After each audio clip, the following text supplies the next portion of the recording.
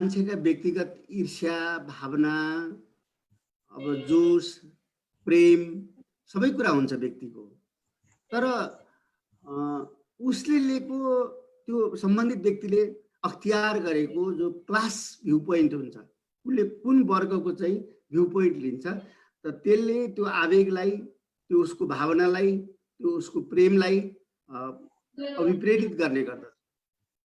त्यसैले अब अहिले हाम्रा जुन पुरानो पिँढीका नेताहरू छन् जसको चर्चा परिचर्चा अहिले भइरहने गरेको छ, त उहाँहरू चाहिँ एक हिसाबले परीक्षित मान्छेहरू हो। उहाँहरूको दुर्बल पक्ष पनि उहाँको सबल पक्ष पनि नेपाली जनताले सबै थाहा पाइसकेका छन्। अब हाम्रो कम्युनिस्ट आन्दोलनमा कतै युवा पनि पो छन् कि चर्चा गर्ने पत्र पत्रिकामा हामी देख्ने गर्छौँ कि यहाँ युवा जमात पनि छ, यहाँ दोस्रो पिँढीका नेताहरू, तेस्रो पिँढीका नेताहरू भन्ने पनि गरिन्छ। अब त्यो सबै अब परीक्षामा छ। खास गरेर हामी सबै त्यो परीक्षामा छौँ। हामीले यो जुन स्वार्थ समूहहरू बनाएका छौँ, किनभने अहिले नेकपाभित्र कुनै वैचारिक राजनीतिक समूहहरू छैन, किनभने वैचारिक राजनीतिक छलफलहरू यहाँ छैन अहिले। त्यसैले जुन स्वार्थ समूहहरू बनेका छन्, त त्यो स्वार्थ समूहहरू छोडेर ती दुईजना व्यक्तिमा लागेको सर्वाधिकार छ, त्यो सर्वाधिकार चाहिँ कमिटीमा फर्काएर ल्याउँछौँ कि ल्याउँदैनौँ। त त्यसले नै मलाई लाग्छ यो कम्युनिस्ट पार्टीको चाहिँ जुन नेकपा भन्ने कम्युनिस्ट पार्टी, अहिले यसको नाम कम्युनिस्ट पार्टी छ, त यो नेकपाको भविष्य धेरै हदसम्म त्यो कुराले निश्चित गर्नेछ। अब त्यो गर्न सकिएन, अहिले पनि के आग्रह देखिन्छ त भन्दा उहाँहरू दुईजना मिलिदिनु पर्यो, उहाँहरू दुईजनाले गाँठो फुकाइदिनु पर्यो। अब अहिले बालुवाटारबाट उहाँहरू दुईजनाको कुरा मिल्यो रे भन्ने खबर बाहिर आयो भने अब यहाँ हर्षोल्लास सुरु भइहाल्छ। कुरा मिलेन रे भने फेरि चाहिँ अँध्यारो हुने।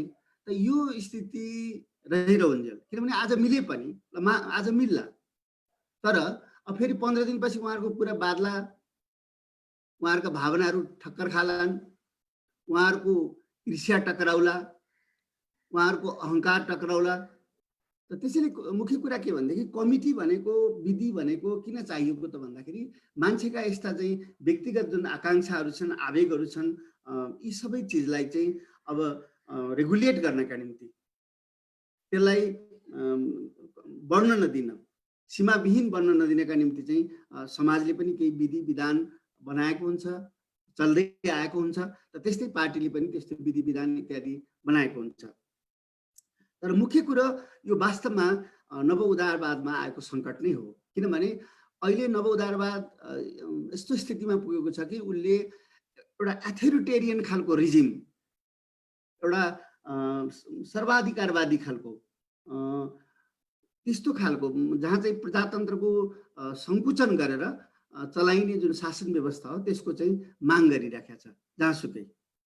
त त्यो स्थितिमा त्यसले अहिले नेपालमा पनि यो माग गरिराखेको छ। आज हामी जसरी यो अहिले यो जुमको मार्फत यस्ता कुराकानी गरिराखेका छौँ, त यो कुराकानी पनि नव उदारवादलाई पचिराखेका छैन। पुँजीवादको अहिलेको जुन फर्म छ त्यो फर्म चाहिँ असाध्यै असहिष्णु छ। अब जस्तो हाम्रो देशको सन्दर्भमा भन्ने हो भने अब जो धेरै विकसित राष्ट्रहरू छैनन्, त त्यसको लागि के चाहियो त भन्दाखेरि त्यहाँ सधैँभरि नारा, मतलब जस्तो भनौँ पुँजीवादले एकुमुलेसन भन्छ होइन।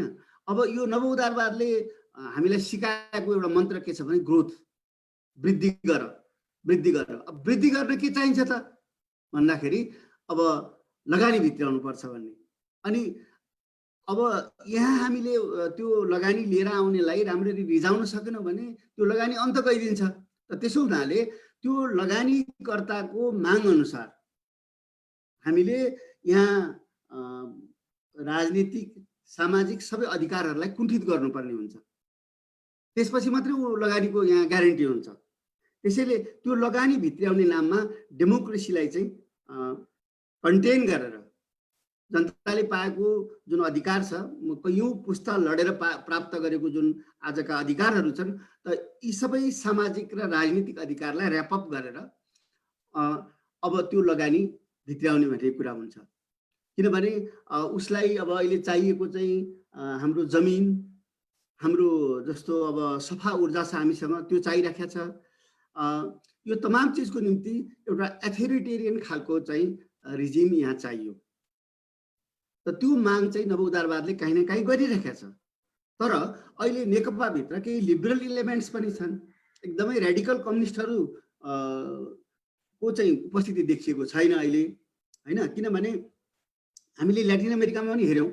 अब यहाँ हाम्रो धेरै साथीहरू हुनुहुन्छ, कृष्णजी हुनुहुन्छ, अब हरिजी हुनुहुन्छ, उहाँहरूले आफ्नो क्षेत्रको धेरै अध्ययन गर्नुभएको छ कि अब जस्तो ल्याटिन अमेरिकामा पनि जस्तो सेन्ट्रल लेफ्टहरूले के गरे त भन्दा, सेन्ट्रल लेफ्टलाई के गर्यो, कस्तो अप्ठ्यारो पर्यो, कस्तो डाइलिमामा उनीहरू रह्यो भनेदेखि एकातिर विश्व ब्याङ्क, अन्तर्राष्ट्रिय मुद्रा कोष, खास गरी अमेरिकाले डिक्टेट गर्ने जुन छ त्यसको निर्देशनहरू छ, अर्कोतिर तलबाट जनताको चाहिँ भुइँ तहको आन्दोलनहरू छ। त त्यसको बिचमा चाहिँ जस्तो लुलाहरू फसे। अब यहाँ हामी कहाँ के देखिन्छ त भन्दाखेरि तलको दबावै छैन, किनभने यो लामो समयमा हाम्रो यहाँको कम्युनिस्ट आन्दोलनले भुइँ तहका जति पनि सामुदायिक, सांस्कृतिक र अरू सङ्गठनहरू थिए तिनीहरूलाई पनि कजाइसकेको स्थिति छ। त्यसले गर्दाखेरि स्वाभाविक रूपमा तलबाट केही पनि आवाज आउँदैन। जस्तो यहाँको किसान चाहिँ बरु आफ्नो उत्पादनलाई लगेर बगाइदिन्छ अथवा खाडल खनेर हाल्छ, तर ऊ आन्दोलन गर्दैन। हाम्रो विद्यार्थी जो बरु पढाइ छोडिदिन्छ अथवा विदेशतिर पलायन गर्छ, तर यहाँ आन्दोलन गर्दैन।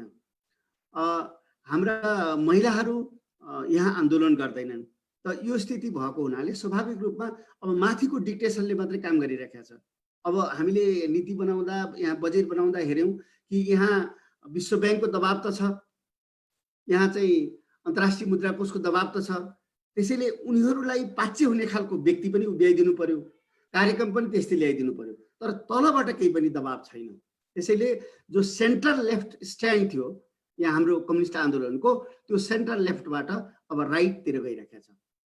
अहिलेको यो सबै कुराले के देखाउँछ त भन्दा क्रमशः चाहिँ यो सिङ्गो आन्दोलन चाहिँ राइट दिशातर्फ, यो चाहिँ दक्षिणपन्थी दिशातिर चाहिँ अब विघटन हुँदै गइरहेको छ।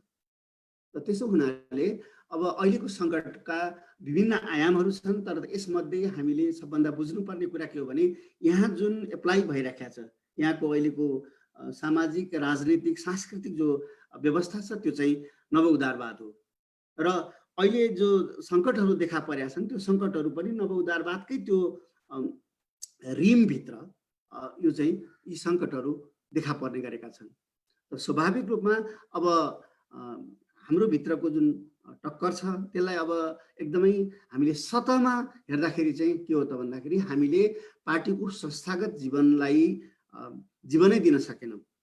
पार्टीको संस्थागत जीवनमा प्राण नै छैन। त पार्टी त लगेर हामीले दुईजनाको विवेकमा चाहिँ जिम्मालाई बन्धक बनाइदियौँ र त्यो बन्धकी फेरि उकासेर ल्याएनौँ। त्यसैले अब खास गरेर जहिले अहिले स्थायी समिति बनिएको छ, त स्थायी समितिले कस्तो खालको कुरा गरिराखेको छ, केन्द्रीय समिति अथवा स्थायी समितिले भन्छ भने उहाँहरूसँग अनुरोध गर्छ कि तपाईँहरूले मिटिङ बोलाइदिनुहोस् भनेर। तर यो स्थितिको अन्त भएर स्थायी समितिले कि यति दिनभित्रमा तपाईँहरूले बैठक बोलाउनुहोस्, अध्यक्षहरूले यदि बैठक बोलाउनु हुनु भने जस्तो 5 दिनभित्रमा बैठक बोलाउनु हुनु भने 7औं दिन हामी बैठक सुरु गर्छौँ, त्यो बैठकमा आइदिनु होला।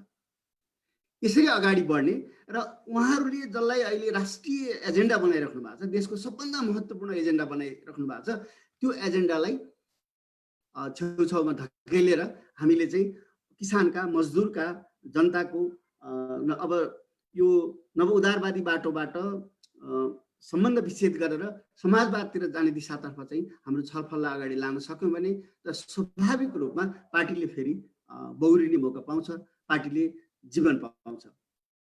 अन्यथा अब यही चिज भइराख्छ र यसले अब ठुला नेताहरूको क्रेडिबिलिटी त सकिएकै छ। अब स्वाभाविक रूपमा हामी जुन तल्लो तहका कार्यकर्ताहरू छौँ, हाम्रो क्रेडिबिलिटी पनि बिस्तारै समाप्त हुँदै जान्छ। र त्यसले ल्याउने भनेको कुरा के भने अब के समाज त्यसबाट मर्छ त होइन। समाजमा जुन प्रकारको असन्तुष्टि छ, जुन प्रकारको आक्रोश छ, त्यो आक्रोश त कुनै न कुनै प्रकारले आउँछ र त्यो भोलि एउटा चेहराविहीन आन्दोलन बनेर आउन सक्छ, चेहराविहीन मुभमेन्ट आउन सक्छ, जोसँग सम्झौता गर्ने ठाउँ पनि हुँदैन, केही पनि हुँदैन। र त्यसले थुप्रै कुराहरूलाई कुल्चिदिन सक्छ। त्यो मर्यादाको रेखाभित्र त्यो अवश्य पनि हिँड्ने छैन। र त्यस प्रकारको एउटा विस्फोटक स्थिति पनि एकातिर देखिन्छ नेपालको स्थिति हेर्दाखेरि। अब अहिले प्रारम्भमा मैले यति कुराहरू राखेँ र अब यहाँ जम्मा हुनुभएका जो साथीहरू हुनुहुन्छ, तपाईँहरूले अब खास गरी कमरेडहरू नै बढी हुनुहुन्छ, यहाँ कमरेडहरूले चाहिँ केही कुरा राख्नुभयो भने म फेरि थप आफ्नो कुरा राख्छु। धन्यवाद। धन्यवाद राम दाई। अब हामी हाम्रो छलफललाई अगाडि बढाउन चाहन्छौँ। राम कार्कीले जे विषय राख्नु भएको छ, आफ्नो विषय आफ्नो त्यसको साथसाथै हामीले अरविन्द सिंहलाई यो उसमा चाहिँ सहभागी भइदिनु न हामीले अनुरोध गरेका छौँ। अरविन्द सिंह जो पर्साको वीरगन्जमा बसेर लामो समयदेखि वाम आन्दोलनमा एउटा युवाहरूलाई नेतृत्व गरिरहनु भएको छ, युवा आवाजलाई उहाँले नेतृत्व गरिरहनु भएको छ। उहाँलाई यो आजको हाम्रो नेकपाभित्रको विवाद र यसको भविष्यको बारेमा राम कार्कीले जे विषय राख्नु भएको छ त्यसैको वरिपरि रहेर आफ्नो थप केही कुरा सहित आजको हाम्रो मुख्य वक्ता राम कार्कीलाई पनि केही जिज्ञासा राखिदिनु हुनको लागि म हार्दिक अनुरोध गर्न चाहन्छु। धन्यवाद गौतम। रामदाई लगायत सहभागी सम्पूर्ण आदरणीय व्यक्तित्वहरू सबैमा हार्दिक अभिवादन। अब यो जहिलेदेखि विवाद सुरु भएको छ, हामी करिब करिब स्थानीय तहमा रहेका, मफसलमा रहेका र भूगोलसँग जोडिएर रहेका साथीहरू अत्यन्त बढी पीडामा छौँ। र अब के हुन्छ, कस्तो हुन्छ, के गरी टुङ्गिन्छ, कसरी टुङ्गिने होला भन्ने कुराहरूको तनाव त छँदैछ। यो बिचमा करिब करिब एउटा ठुलो हिस्सा जो राज्यद्वारा सञ्चालित व्यक्तिहरूको एउटा ठुलो हिस्सा करिब करिब यो विभाजन गर्दा नै उपयुक्त हुन्छ कि भन्ने निष्कर्षमा पुगेर विभाजनको माहौल कस्तो रहेछ भन्ने कुराहरू बुझ्ने काम पनि सुरु भएको छ। यो रामदाई पार्टीको केन्द्रीय सदस्य पनि भएको नाताले उहाँहरूले यो जानकारी छ कि छैन। पार्टीका विभिन्न भनौँ न त्यहाँ भनिदाका लागि ठुला नेता भनिएका सचिवालयका सदस्यहरू मध्येकै निकटस्थ केन्द्रीय सदस्यहरू मध्येहरूले पनि तलका तहसम्मका कार्यकर्तालाई बुझ्ने काम, भोलिपल्ट साँच्चीकै पार्टी फुट्यो भने को कतातिर जान्छ है, त्यहाँको कन्टेक्स्टमा फलानु फलान नेता यता यता जोडियो भने के हुन्छ, संविधान सभाका सदस्यहरू कता कता जालान् भन्ने किसिमको सोध्ने काम, बुझ्ने काम सुरु भएको छ। करिब करिब एउटा डिजाइन चाहिँ बन्दैछ कि भन्ने अनुमान चाहिँ यो साँच्चीकै अब यो पूर्वानुमान गर्ने, यो साँच्चीकै विभाजन भइसकेपछि यो अवस्थामा को मान्छे हामीसँग जोडिन्छ जोडिँदैन भन्ने कुराहरू बुझ्नका लागि पनि त्यो खेलहरू सुरु भएको छ। र यसले पछिल्लो क्रममा केही युवाहरूलाई डाइभर्ट गर्ने, जस्तै पार्टीको नाममा चाहिँ यो निकाल्न हुँदैन, जस्तै वीरगन्जको महानगर कमिटीले तत्कालै यो कसै पनि समर्थनमा विरोधमा नाराबाजी जुलुस निकाल्न पाइँदैन भन्ने किसिमको विज्ञप्ति नै जारी गर्यो। त्यो भइसकेपछि तुरुन्तै यहाँका युवाहरूलाई के निर्देशना आयो भनेपछि स्वतन्त्र युवा समाजको नाममा चाहिँ जुलुस निकाल है, तर निकाल्नु भन्ने ढङ्गले चाहिँ कुराकानी भएर त्यसरी चाहिँ युवाहरूलाई मिसगाइड गर्ने कामले यसरी जानुपर्छ भन्ने नितान्त व्यक्तिगत रूपमा चाहिँ आफ्नो बनाउने, व्यक्तिका पछाडि कुदाउने र तिनको राजनीतिक भविष्यभन्दा पनि के कुराका लागि पार्टीभित्र विवाद हुँदैछ, विवाद कहाँनिर छ, विवादको समाधान कसरी हुन्छ भन्ने कुराहरू भन्दा पनि निर्देशित गरेर यो लेख है सामाजिक सञ्जालमा, फलानलाई गाली गर है, यसलाई चाहिँ एकदम हाई हाई गर, फलानलाई चाहिँ एकदम कति तलसम्म गिरेर त्यसलाई गाली गर्न सक्छौ त्यति हदसम्म युवाहरूलाई परिचालित गरी गाली गर्न लाउने काम लगायतका कामहरू गतिविधिहरू सुरु भएका छन्। र पछिल्लो क्रममा त हामीले हाम्रो कन्टेक्स्टमा यहाँ चाहिँ केही हदसम्म चाहिँ पार्टीका नेताहरू, जिम्मेवार नेताहरू, यहाँ जो अगुवाउनु चाहिँ बालगोपाल थापा सर पनि हामीसँग जोडिनु भएको छ, बालगोपाल थापा सर लगायतका विभिन्न नेताहरूले वीरगन्जमा त्यस्तो गतिविधि करिब करिब नगरौँ भन्ने तहसम्मको समझदारी साथीहरूको बिचमा भएको छ र पार्टी एकताबद्ध बनाएर कसरी लाने र यस्ता पार्टी विरोधी गतिविधिहरू हुन नदिने, कुनै एउटा व्यक्तिलाई नै जय जयकार गर्नुपर्छ भन्ने खालका चाहिँ गतिविधिहरू कमसेकम केही हदसम्म अङ्कुश लगाउने भन्ने प्रयास चाहिँ सुरु भएको छ। तर यसरी माथिबाटै पार्टी अब करिब यिनीहरू अन्तर्घाती हो, यिनीहरूसँग जोडिएर बस्न सकिँदैन, यिनीहरूसँग छुट्टिएर बस्नुमै हाम्रो विकल्प छ, त्योभन्दा अरू कुनै उपाय छैन, त्यसका लागि चाहिँ मान्छे समेत परिचालित गरिकन यो तल्लो तहसम्म गिर्ने काम चाहिँ सुरु भएको छ। अब यो अहिलेको पुस्तालाई रामदाईसँग मेरो जिज्ञासा, यो अहिलेको वस्तुस्थिति मात्र मैले बताएँ यहाँको कन्टेक्स्टमा वीरगन्जतिर भएको नाताले रामदाईसँग मेरो जिज्ञासा पनि हो कि दाइ यस्तै अवस्थामा रह्यो भने कस्तो खालको स्कुलिङ युवा विद्यार्थीहरूले पाउनेछन् अबको दिनमा, यस्तै स्कुलिङले कस्तो खालको कम्युनिस्ट आन्दोलन र कस्तो खालको युवाहरूको भविष्य चाहिँ कम्युनिस्ट आन्दोलनमा जोडिएका युवाहरूको भविष्य कस्तो हुने होला, कस्तो खालको स्कुलिङबाट उनीहरू हुर्किन्छन्, के हुन्छ अबको दिनमा भन्ने जिज्ञासा हो मेरो। धन्यवाद।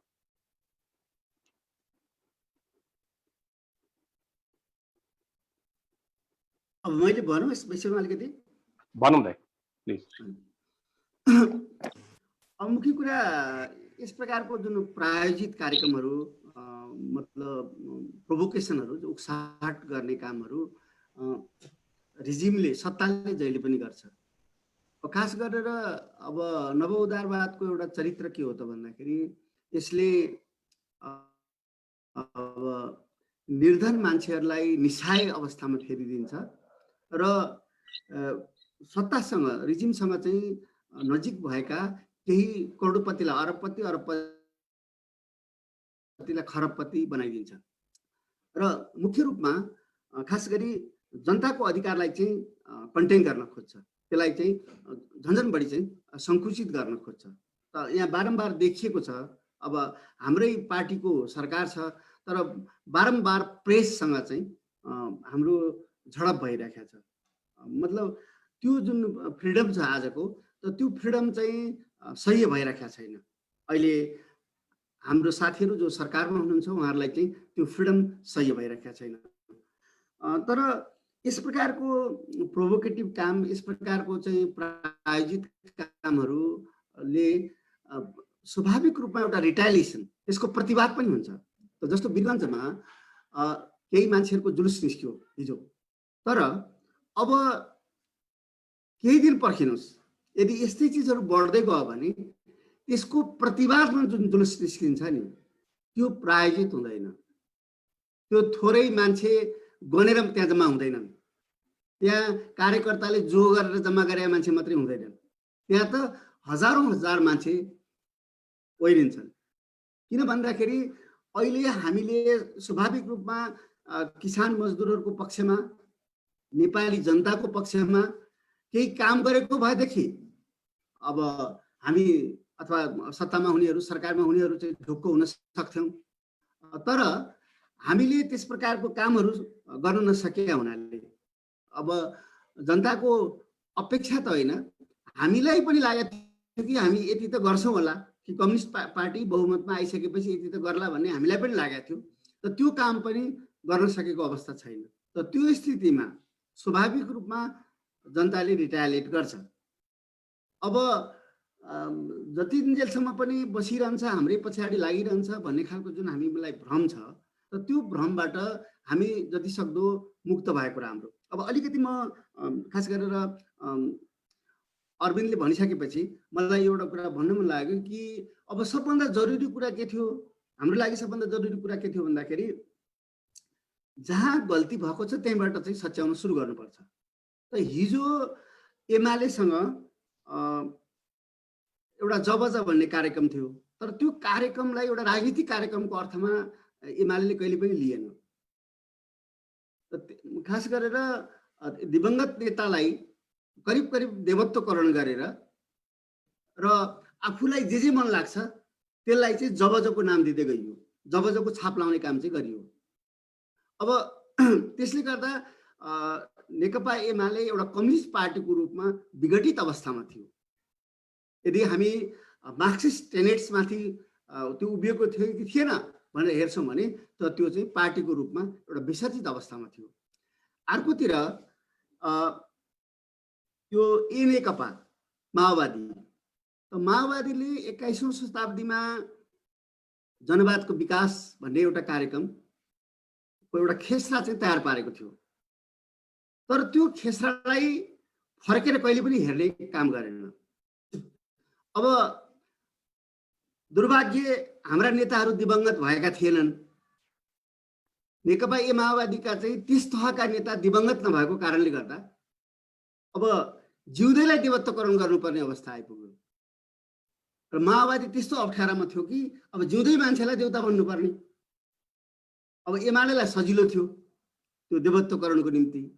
त्यसरी माओवादी पनि पछिल्लो कालमा हिजो उसले जुन नव उदारवाद यहाँ चालु जुन व्यवस्था थियो त्यो व्यवस्थाको सिस्टमको विरुद्ध लड्दै थियो, त त्यही व्यवस्थासँग कसरी सहकार्य गर्ने, त्यो व्यवस्थामा आफू कसरी चाहिँ सम्मिलित हुनेमा पछिल्लो कालमा पुग्यो। मुख्य कुरा त माओवादीको त के भयो भने त्यसको जुन एउटा धरोहर थियो, त्यसको जो एउटा क्रान्तिकारी धरोहर थियो, त्यसको त्याग र बलिदानको जो धरोहर थियो, त त्यसको वास्तविक उत्तराधिकारी नै देखा परेन। त त्यो माओवादी आन्दोलनले जसलाई भुइँबाट उठाएर राष्ट्रिय राजनीतिको शीर्ष तहमा पुर्यायो, तिनै मान्छेहरूले त्यो माओवादी आन्दोलनको जिम्मा लिएनन्। हामी त्यसको चाहिँ उत्तराधिकारी हौँ, हामी त्यसको फाइदा त बेसरी लिए, तर त्यसका लाइबिलिटीहरू पनि थिए, त्यसलाई विकसित गर्नुपर्ने एउटा दायित्व पनि थियो, आफ्नो कार्यक्रमलाई परिभाषित पनि गर्नुपर्ने थियो। त त्यो सबै झन्झट चाहिँ गरेन। यहाँ चलिरहेकै व्यवस्थामा त्यो आफ्नो हिजोको जो अलिकति क्रेडिट थियो, त्यो क्रेडिट सहित यहाँ समाहित हुने काम भयो। त त्यसले गर्दा त्यस्ता दुईटा पार्टीहरू मिल्दाखेरि सबैलाई खुसी लागेको थियो। त एउटा कथामा जस्तै बहुत गई थोडी रही थोडी भी अब जाई। सबैलाई के लागेको थियो भन्दाखेरि अब हामी जस्ता मान्छेलाई के लागेको थियो भने हामी यहाँ बसेर 4-5 जनासँग छलफल गर्दैछौँ भने अब ठुलो पार्टी हुन्छ, धेरै साथीहरूसँग बसेर छलफल गरौँ, कुराकानी गरौँ। तर अब हाम्रो छलफल पनि के भयो भने लामो समयसम्म यस्तो छलफलहरू बढ्दै गयो भने यो चाहिँ एउटा पेटी बुर्जुवा गन्थन मात्रै हुन्छ। यसलाई क्लास स्ट्रगलसँग जोडिएन भने, यसलाई राजनीतिक कार्यसँग जोडिएन भने, यो पोलिटिकल एक्सनमा गएन भने यस खालको जुन छलफल छ, चाहे मार्क्सको नाममा लिएर गरौँ हामी, चाहे लेनिनको नाममा, चाहे माओको नाममा, कुनै पनि नेताको नाममा हामीले चाहिँ यही शास्त्रमाथि छलफल मात्रै गरिरह्यौँ। तर त्यसलाई राजनीतिक नारामा, राजनीतिक कारबाहीमा चाहिँ फेर्न सकेनौँ भने त हामी सबै एउटा निम्न पुँजीवादी गफाष्टकहरूको रूपमा फेरिन्छौँ। त त्यसो हुनाले यो स्थितिमा सबभन्दा जरुरी काम के थियो त भन्दाखेरि एउटा समय सुहाउँदो मार्क्सवादी राजनीतिक कार्यक्रम, जसलाई कम्युनिस्टहरूले चाहिँ राजनीतिक कार्यदिशा भन्ने गर्छौँ हामीहरू, आम राजनीतिक कार्यदिशा, त्यो आम राजनीतिक कार्यदिशा निश्चित गर्नुपर्ने थियो। त त्यो राजनीतिक कार्यदिशाको आधारमा हामीले नेपाल भन्ने देशलाई आगामी 20-30-50 वर्षको निम्ति हामीले डेभलपमेन्ट स्ट्राटेजी पनि तयार गर्नुपर्ने थियो त्यसैको आधारमा। तर त्यो मूल जुन आफ्नो गुरुत्वको काम हो, त त्यो कामतिर हामी लागेनौँ। अब हामीले के गर्यौँ त भन्दाखेरि यो लामो समयमा हामीले के गर्यौँ भने हाम्रा जुन भेङ्गाडहरू थिए, हाम्रा तलका जुन लडाकु कार्यकर्ताहरू थिए, जो समाज परिवर्तनको निम्ति तयार भएका थिए, उनीहरूलाई केवल मतदातामा फेरिदियौँ। र हाम्रा राजनीतिक कार्यकर्ताहरू पनि के भयो त भन्दाखेरि त्यो मतदानका एजेन्टहरू मात्रैमा फेरिदियौँ उनीहरूलाई हामीले। अब तिनीहरू अनुहारविहीन भए, अब उनीहरू कुनै रेसिस्ट गर्न सक्दैनन्। तपाईँ सम्झिनुहोस्, अब मालेकालको 32 साल 34 सालतिरको कार्यकर्ता हुन्थ्यो र नेताहरूको यो खालको चाहिँ जुन अँगडाइ लिइरहेछन् नेताहरूले, यो अँगडाइ हुन्थ्यो भने के गर्थ्यो होला त्यति बेलाका कार्यकर्ताले। त्यस्तै माओवादीको 55-56 तिरको कार्यकर्ता हुन्थ्यो, त्यो स्पिरिट हुन्थ्यो भने आज नेतालाई मन नलाग्दाखेरि पार्टी थचक्कै बस्ने, जस्तो अहिलेको हाम्रो यस्तो लाजामर्दो स्थिति छ कि आज नेताहरू नबस्ने भनेपछि सकियो, अब कार्यक्रम छैन केही पनि देशलाई। अब उहाँहरूलाई मन लाग्यो बस्ने भनेपछि अब स्वाभाविक रूपमा हाम्रो यहाँको मिडियाहरूले पनि त्यही कुराहरूलाई बढी उछाल पछार गरिदिइरहेको छ होइन। र यसरी के भइरहेको छ त भन्दा हामी चाहिँ फेरि एउटा रिभाइभ गर्नुपर्ने, मतलब मार्क्सिजम भनेको के? मार्क्सिजम भनेको स्वाभाविक रूपमा यसलाई फेरिएको परिस्थितिमा, फेरिएको परिवेशमा, फेरिएको कन्टेक्स्टमा चाहिँ यसलाई जहिले पनि इन्टरप्रेट गरिराख्नुपर्छ। यसको फेरि व्याख्या गरिराख्नुपर्छ, फेरि यसको अनुसन्धान गरिराख्नुपर्छ, रिभिजिट गरिराख्नुपर्छ र यसमा संशोधन पनि गरिराख्नुपर्छ। अब यो संशोधन भन्ने शब्द अलिकति कम्युनिस्टहरूले हामीले रुचाउँदैनौँ, तर वास्तवमा भन्ने हो भने मार्क्सका जो शास्त्र थियो, मार्क्सको जो डक्ट्रिन थियो, त त्यो मार्क्सको डक्ट्रिनलाई लेनिनले संशोधन गरेकै हुन्। अब यहाँ धेरै विद्वान साथीहरू हुनुहुन्छ, सबलाई थाहा छ कि जति बेला लेनिन चाहिँ एकदम उत्साही भएर चाहिँ मार्क्सवादलाई रुसमा इम्प्लिमेन्ट गर्दै थिए, लेख्दै थिए, त त्यति बेला रोजा लाग्जमनले एउटा लेख लेखेकी छन्, यो तिम्रो मार्क्सवाद हो कि लेनिनवाद हो?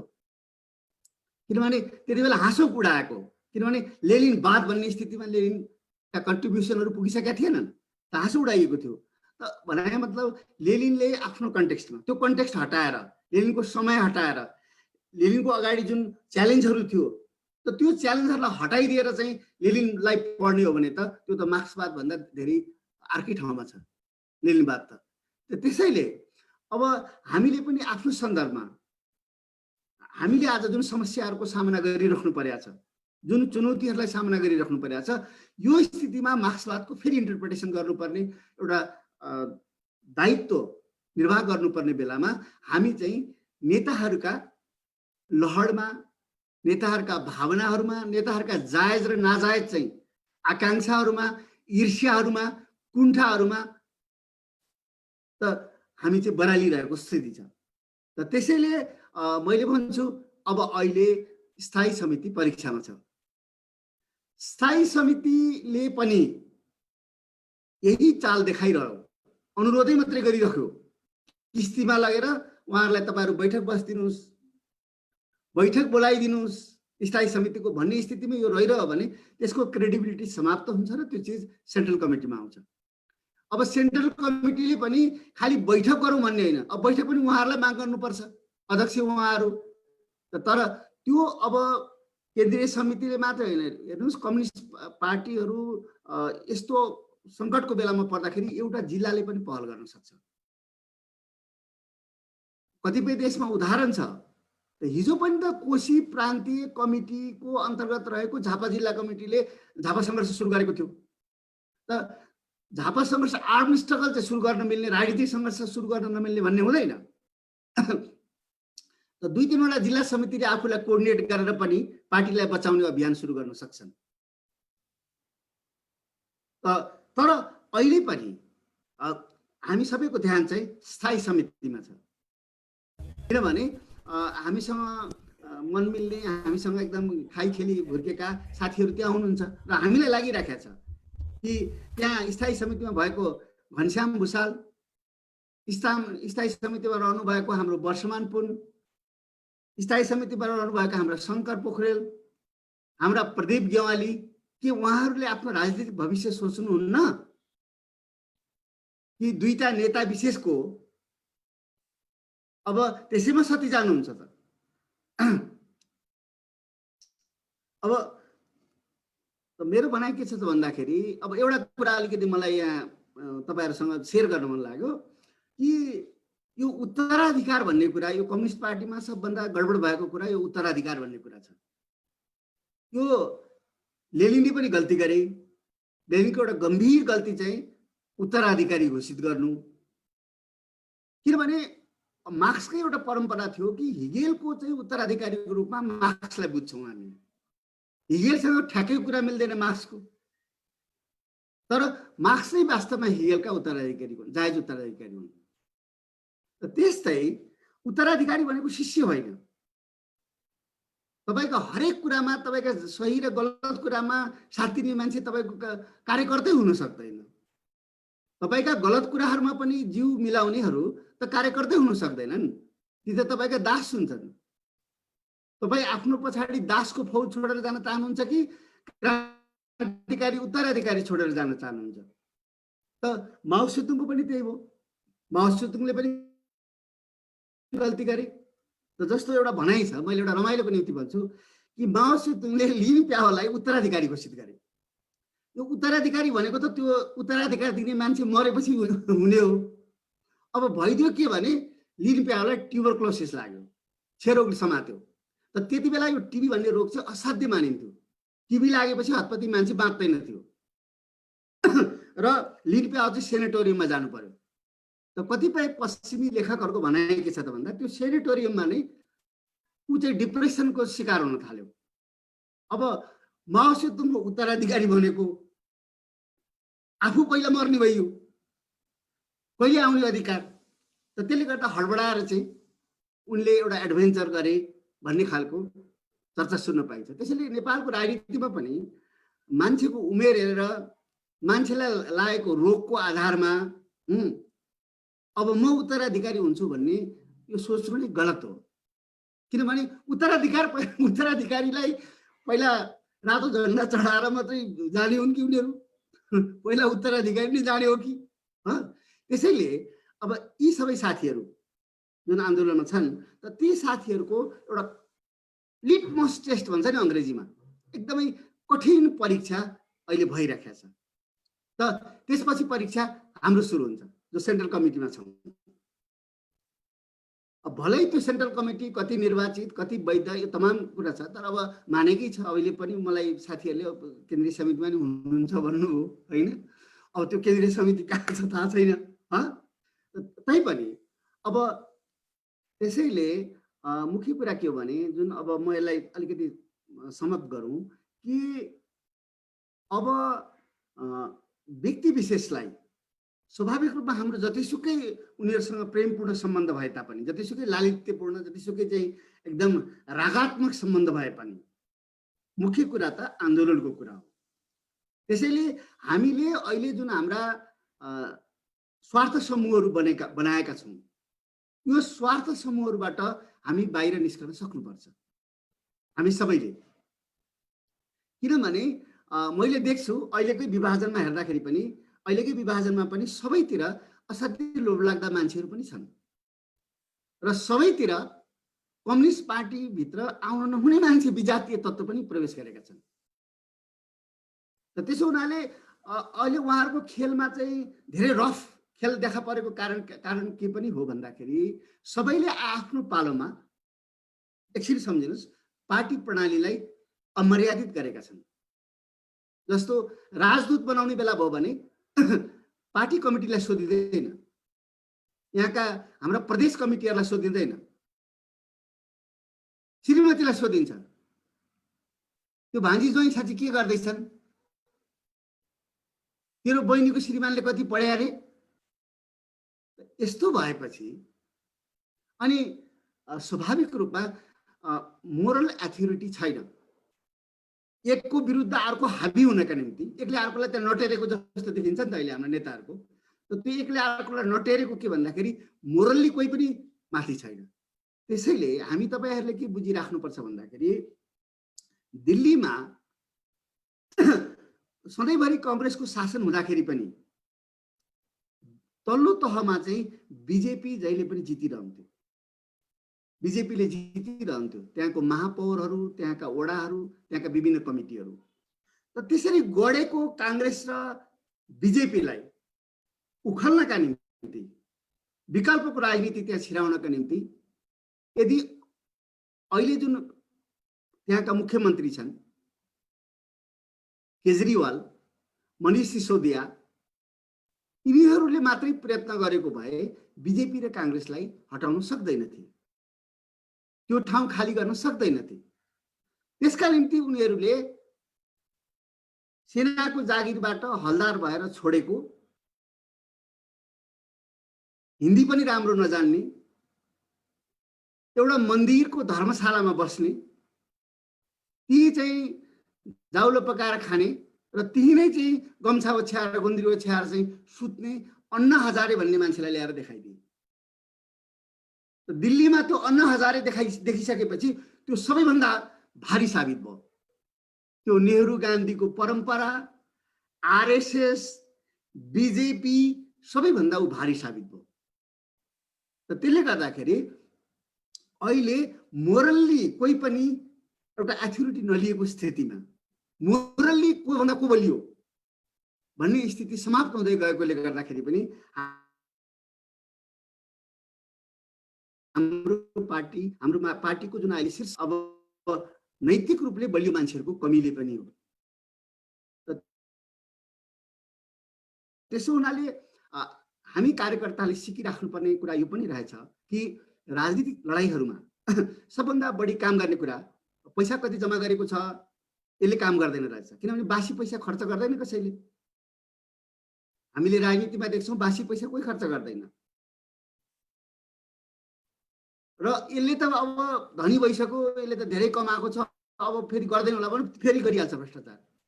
त्यसो हुनाले सबभन्दा बढी चाहिने तागत चाहिँ मोरल एथियोरिटी रहेछ।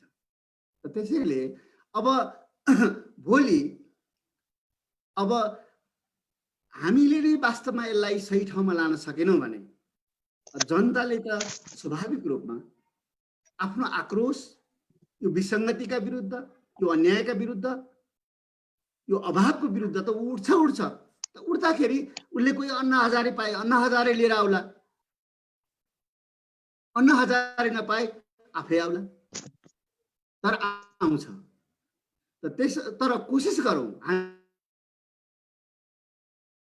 यो पार्टीको यो आन्दोलनको कार्यकर्ता, हामीले अब वर्षौँ यसमा बिताएको, हाम्रो परिचय नै यसैमा बनेको छ। त्यसै हुनाले हामी कोसिस गरौँ हाम्रा नेताहरूलाई भनौँ कि तपाईहरू अहिले एकछिन स्वार्थ समूह छोडिदिनुहोस्। अब घनश्याम भुषाल पनि बस्नुहोस्, प्रदीप गेवाली पनि बस्नुहोस्, विष्णु रिमाल पनि बस्नुहोस्, वर्षमान पुन पनि बस्नुहोस् र यो संस्थालाई जीवित बनाउने कोसिस गर्नुहोस्। अब उताबाट आदेश भएर यसले जीवन पाउने कुरा चाहिँ फेरि उहाँहरूलाई मन नलाग्ला भोलि अर्को आदेश गरिदिनु होला। त्यहाँ व्यक्तिमा भर परुन्जाल। उहाँहरू नेता हुनुहुन्छ, उहाँहरूले इतिहासमा केही भूमिकाहरू मतलब महत्त्वपूर्ण भूमिका खेल्नु भएको छ, उहाँहरूका कमजोरीहरू पनि बाहिर आएका छन्। तर अब उहाँहरू अहिलेको स्थिति हेर्दाखेरि बिस्तारै असान्दर्भिक हुँदै गए जस्तो देखिन्छ।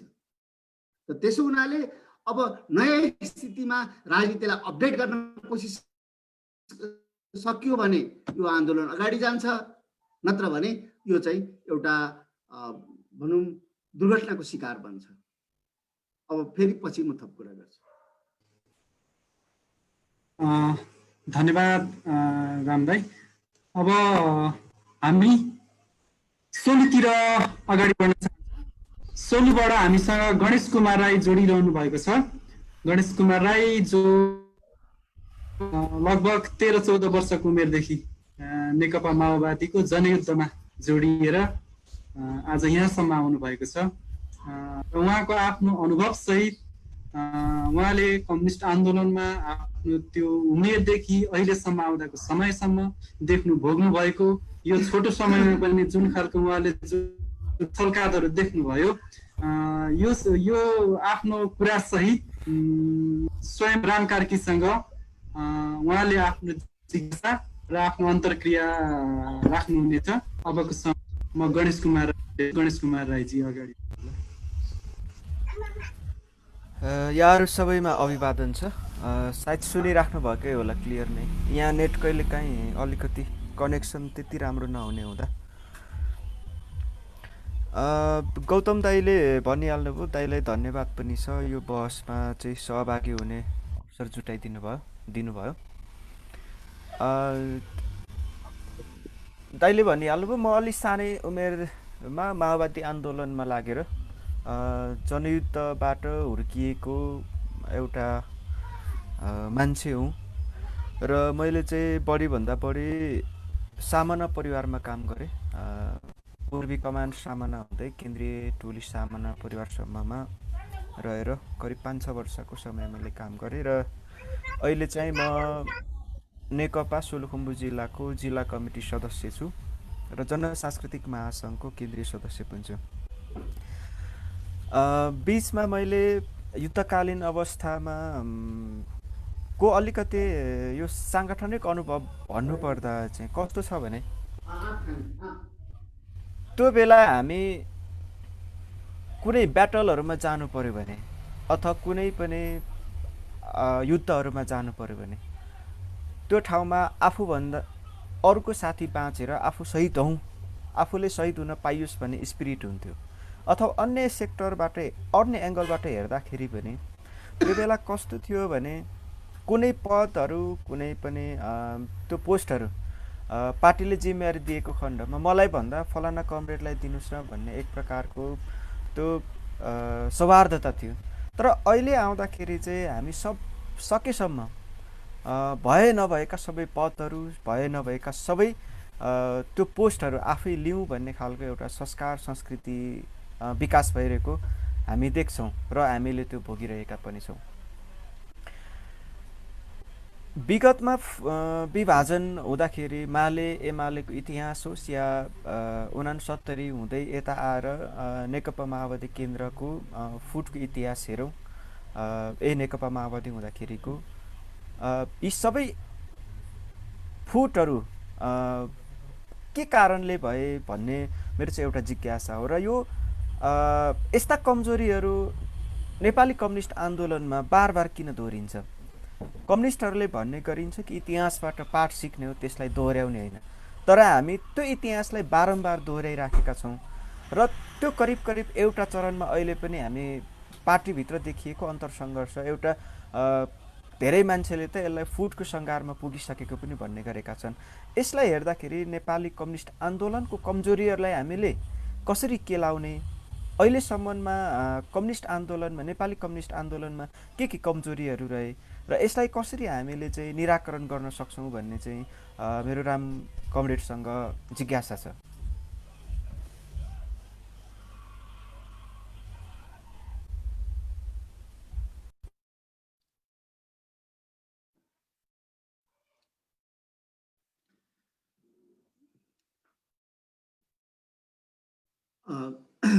स्वाभाविक रूपमा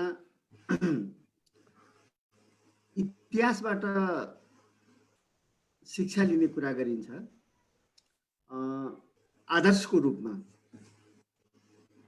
तर अब जसले इतिहासलाई वर्तमानको सेवामा लगाउन सक्यो अब त्यसले राम्रो परिणति प्राप्त गर्छ। अब जसले इतिहासबाट सिकेन त्यसले इतिहासलाई दोहोऱ्याइदिन्छ। त हामी कहाँ पनि कैयौँ पटक इतिहास चाहिँ दोहोरिने गरेको छ। हामी जानी नजानी चाहिँ इतिहासलाई दोहोऱ्याउने कोसिस गर्छौँ। त भन्नुको मतलब हामी चाहिँ एउटा मृत समयमा हिँडिरहेका हुन्छौँ। त्यसो हुनाले खास गरी म युवा पिँढीलाई के भन्छु भने कि तपाईँ युवाहरूले अब अहिले मुख्य रूपमा सोच्नुपर्ने कुरा के छ त भन्दाखेरि पुरानो पिँढी एकदमै कमजोर छ। पुरानो पिँढीले सामन्तवादसँग एक हदसम्म लडाइँ लड्यो, त्यो गौरवपूर्ण पनि थियो।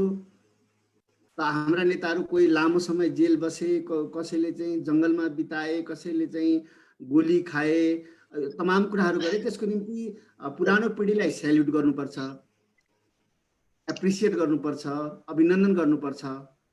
तर अब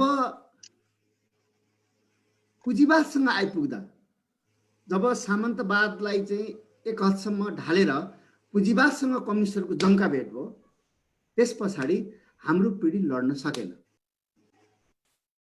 हाम्रो पिँढी त त्यो पुँजीवादसँग लड्ने होइन कि पुँजीवादबाट नै प्रदूषित बन्यो, पुँजीवादसँग लड्न सकेन। त त्यसैले अब नयाँ पिँढीको अगाडिको चुनौती के हो त भन्दाखेरि तपाईले पुँजीवादको जुन अहिलेको फर्म छ, अहिलेको जो रूप छ, पुँजीवादले विभिन्न रूप लिने गर्छ। यो उहिलेको चाहिँ पौराणिक कथाको मतलब राक्षसले चाहिँ आफ्नो भेष बदले जस्तै, माया रूप देखाए जस्तै पुँजीवादले पनि आफ्नो विभिन्न रूप देखाउँछ। त यो अहिले नव उदारवादी पुँजीवादको रूपमा अगाडि आएको छ। अब यहाँ धेरै साथीहरू हुनुहुन्छ। अब खास गरी इकोनोमिक्सको हिस्ट्री चाहिँ अब हाम्रो हरि कामरेडले धेरै भन्न सक्नुहुन्छ, उहाँले धेरै अध्ययन गर्नु भएको छ। त अब रुजवेल्ट भन्ने अमेरिकाका राष्ट्रपति थिए। त उनले चाहिँ राज्य र नागरिक समाजको काम मान्छेलाई उसको आवश्यकताको मतलब बाट स्वतन्त्र गर्ने अथवा भोगबाट स्वतन्त्र गृहविहीनताबाट स्वतन्त्र पार्ने भन्ने कुरा गरे। त्यो करिब करिब अहिले हेर्दाखेरि बडा र्याडिकल कुरा जस्तो देखिन्छ। तर त्यही अमेरिकामा त्यही चाहिँ मतलब मेसोमा हिँडेका बुशले आइसकेपछि ती सबै चिजको कटौती गरे, सबै चिजलाई काट्दै लगे। भने नव उदारवाद चाहिँ आज यो फर्ममा आइपुगेको छ र अहिले पनि नव उदारवादलाई फेरि नयाँ जीवन दिनको निम्ति ठुलो प्रयत्न भइरहेको छ। तपाईहरुले अहिले युवाहरूले सुन्नुहुन्छ होला, यो युगल नहारी भन्ने मान्छे, यहाँसम्म कि अब यसमा चाहिँ अलिकति डिबेट नै होला। अब अमर्त्य सेनले पनि धेरै राम्रो कुरा गरे पनि फेरि यो सोशल राइट्स र पोलिटिकल राइट्सलाई पनि यो मार्केट इकोनोमीकै मतलब फोल्डमा ऱ्यापअप गरे जस्तो देखिन्छ। यस प्रकारको आलोचना चाहिँ केही मार्क्सवादीहरूले गरेका छन्। त्यसो हुनाले अहिलेको यो पुँजीवादसँग टक्राउने, योसँग लड्ने, यसको संस्कृति, यसको चरित्र, यसको राजनीतिसँग लड्ने काम चाहिँ अब युवा पिँढीले आफूलाई तिखार्नुपर्छ। अब योसँग लड्न सकियो भने समाजवाद निर्माण हुन्छ, जहाँ मान्छे मान्छेको सम्बन्ध चाहिँ सौहार्दपूर्ण हुन्छ, जहाँ होडको सट्टा सहकार्य पर्मको फर्ममा, जस्तो हाम्रो गाउँघरमा पर्म लाउँछन् नि, त्यस्तै हामी पर्म लाउन पुग्छौँ होडको सट्टा। यदि हामीले योसँग लड्न सकेनौँ भने एकले अर्कोलाई विनाश गर्ने, एकले अर्कोलाई काट्ने, यही नेगेटिभ भ्यालु, यही नकारात्मक मूल्य चाहिँ समाजमा हावी हुन्छ र सत्यानाश हुन्छ। त्यसैले अब युवा पिँढीले अहिलेको जो सङ्घर्ष छ यसलाई पनि तपाईँले राम्रो गरी हेर्नुहोस्। यसको खालि बाहिरी रूपमा मात्र नहेर्नुहोस्, यसको भित्री रूपमा पनि हेर्नुहोस्। अनि कुनै पनि नेतालाई हेर्दाखेरि पनि उसको अतीतमा मात्र नहेर्नुहोस्, उसको वर्तमानमा पनि हेर्नुहोस्। त युवा पिँढीले यसरी हेर्न सक्यो भने अब अहिले त करिब करिब राजनीतिक वैचारिक कुरा नारा केही पनि छैन। जस्तो यसले चाहिँ शिक्षालाई यसरी समाजवादी बनाउन खोजेको रहेछ, यसले चाहिँ नेपालको जनस्वास्थ्यलाई यसरी चाहिँ जनताको पक्षमा लैजान खोजेको रहेछ, यसले चाहिँ नेपालको कृषिलाई चाहिँ आजको यो कोरोनाको महामारी भएको ठाउँमा यसरी सङ्गठित गर्न खोजेको रहेछ भन्ने छर्लङ्ग देखिन पाएको भए पो यो पिँढीले राम्रो गरेछ भन्नु। त्यो कुरामा जुधेको भए, ती कुराहरूमा मतभेदहरू भएको भए, त्यो कुरामा वाद विवाद भएको भए कति रमाइलो हुन्थ्यो। तर अहिले त हामीले केमा वाद विवाद भएको रे, केमा झगडा गरेको रे भन्दाखेरि त त्यो छैन। कुनै जनताको एजेन्डा नै छैन, नेताहरूको एजेन्डा मात्रै छ। र हामीले यत्रो सरकार पाएर पनि, यत्रो बहुमत पाएर पनि, जनताको यत्रो विपुल बहुमत पाएर पनि हामीले केही पनि गर्न सकेनौँ। यो 2-2.5 वर्षको कामलाई हेर्ने हो भनेदेखि टोटल नव उदारवादको डिक्टेसनमा घोप्टो परेर हिँड्ने काम बाहेक समाजवादको दिशामा जानेतर्फ सरकारले केही पनि काम गरेन। न हामीले त्यसलाई काम गर्न सक्ने बनायौँ, हाम्रो लडाइँ पनि प्रभावशाली हुन सकेन। हामीले त्यो बजेट बनाउने बेलामा, नीति बनाउने बेलामा सङ्घर्ष गरेर समाजवादी नीति बनाउनु पर्छ, समाजवादी ढङ्गले जानुपर्छ, हामीले भन्न सकेनौँ। त्यो लडाइँ भएन हामी कहाँ। त त्यसो हुनाले तपाईँ युवा साथीहरूले, खास गरी युवा साथीहरूले यो लडाइँलाई राम्ररी बुझ्नुहोस् र यो कम्युनिस्ट पार्टीभित्र, यो कम्युनिस्ट आन्दोलनभित्र, यो कम्युनिस्ट पार्टीको नाम फेरिएला, कम्युनिस्ट पार्टीको नेताहरू फेरिएला नि, तर कम्युनिस्ट आन्दोलन रहिरहन्छ।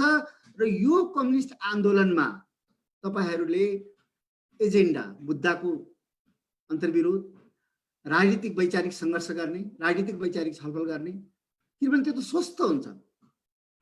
राजनीतिक वैचारिक झगडा भनेको, लडाइँ भनेको त सुस्त हुन्छ। हिजो चाहिँ कार्ल काउस्कीहरू, रोजा लक्जमबर्गहरू या लेनिनहरूले पनि मिटिङमा चाहिँ एकदमै झगडा गर्थे, वाद विवाद हुन्थ्यो, अब टेबल ठोकाठोक हुन्थ्यो, जुत्ताले चाहिँ टेबलमा हान्थे, सुशीला पार्थे, भुटिङ गर्थे। तर मिटिङ सकेपछि अनि एकै ठाउँ बसेर खाना खाएर चाहिँ अँगालोमा अँगालो हालेर चाहिँ नाचिरहेका हुन्थे, किनभने उनीहरूको व्यक्तिगत स्वार्थको लडाइँ थिएन। अब अहिले त हाम्रो त के देखिन्छ त भन्दाखेरि यति कटुता कि फर्केर हेर्न मन लागेकै छैन। त्यो फोटो हेर्दा देखिन्छ। म त गएको छैन जान, त त्यो मिटिङ सिटिङमा मैले गएर टाढाबाट देखेको मतलब पनि देखाएको छैन।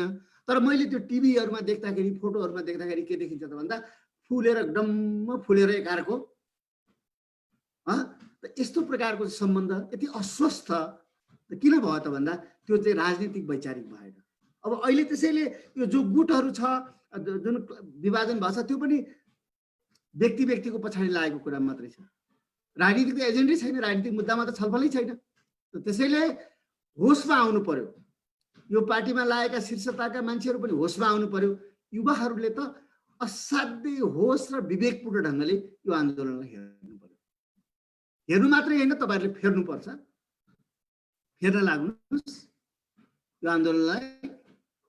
अब म हाम्रो गणेश कमरेडको एकदम युवा कमरेडको भनाइमा म यति कुरा भनेर आफ्नो भनाइ रोक्छु।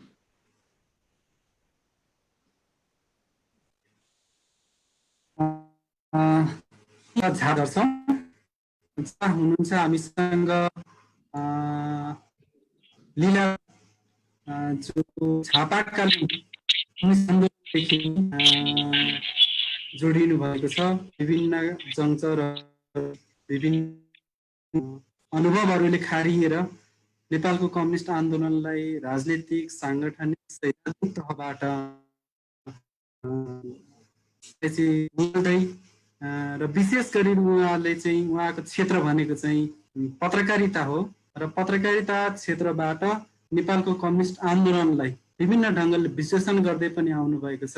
उहाँले कसरी हेर्नुहुन्छ, अहिलेको विवादलाई कुन ढङ्गले लिनुहुन्छ र यसको भविष्य कस्तो छ भन्ने विषयमा उहाँ स्वयंको आफ्नो कुरा र उहाँको आजको हाम्रो मुख्य वक्ता राम कार्कीसँग रहेका केही जिज्ञासालाई सो राखिदिनु हुनको लागि म हार्दिक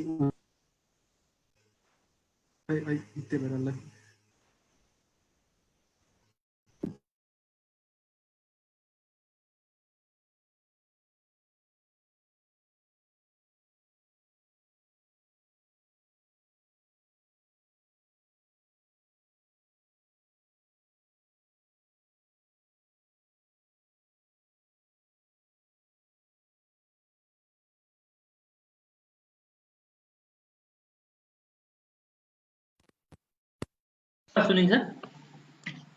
आवाज छ? आवाज खराब भयो। आवाज आइरहेछ? एकदम क्लियर छ। आयो होइन? आयो।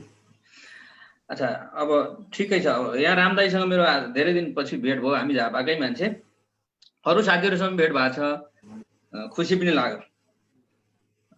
अब म चाहिँ रामदाई केन्द्रीय सदस्य पनि पार्टीको, अब आज चाहिँ अलिक तिखारिएर मुख तिखारेर रामदाईसँग अलिक कडैसँगले प्रस्तुत हुनु पर्ला भन्ने सोचेको थिएँ।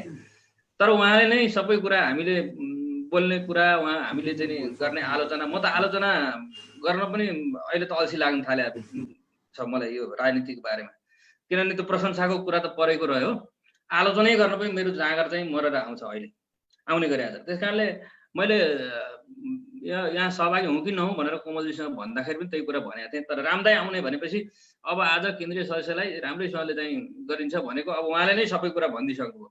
अब उहाँलाई धेरै कुरा सोध्ने पनि छैन, आफूले भन्ने कुरा पनि धेरै उहाँले भनिसक्नुभयो। खालि मलाई उहाँले रिभाइभको कुरा गर्नुभएको छ। एउटा हामीले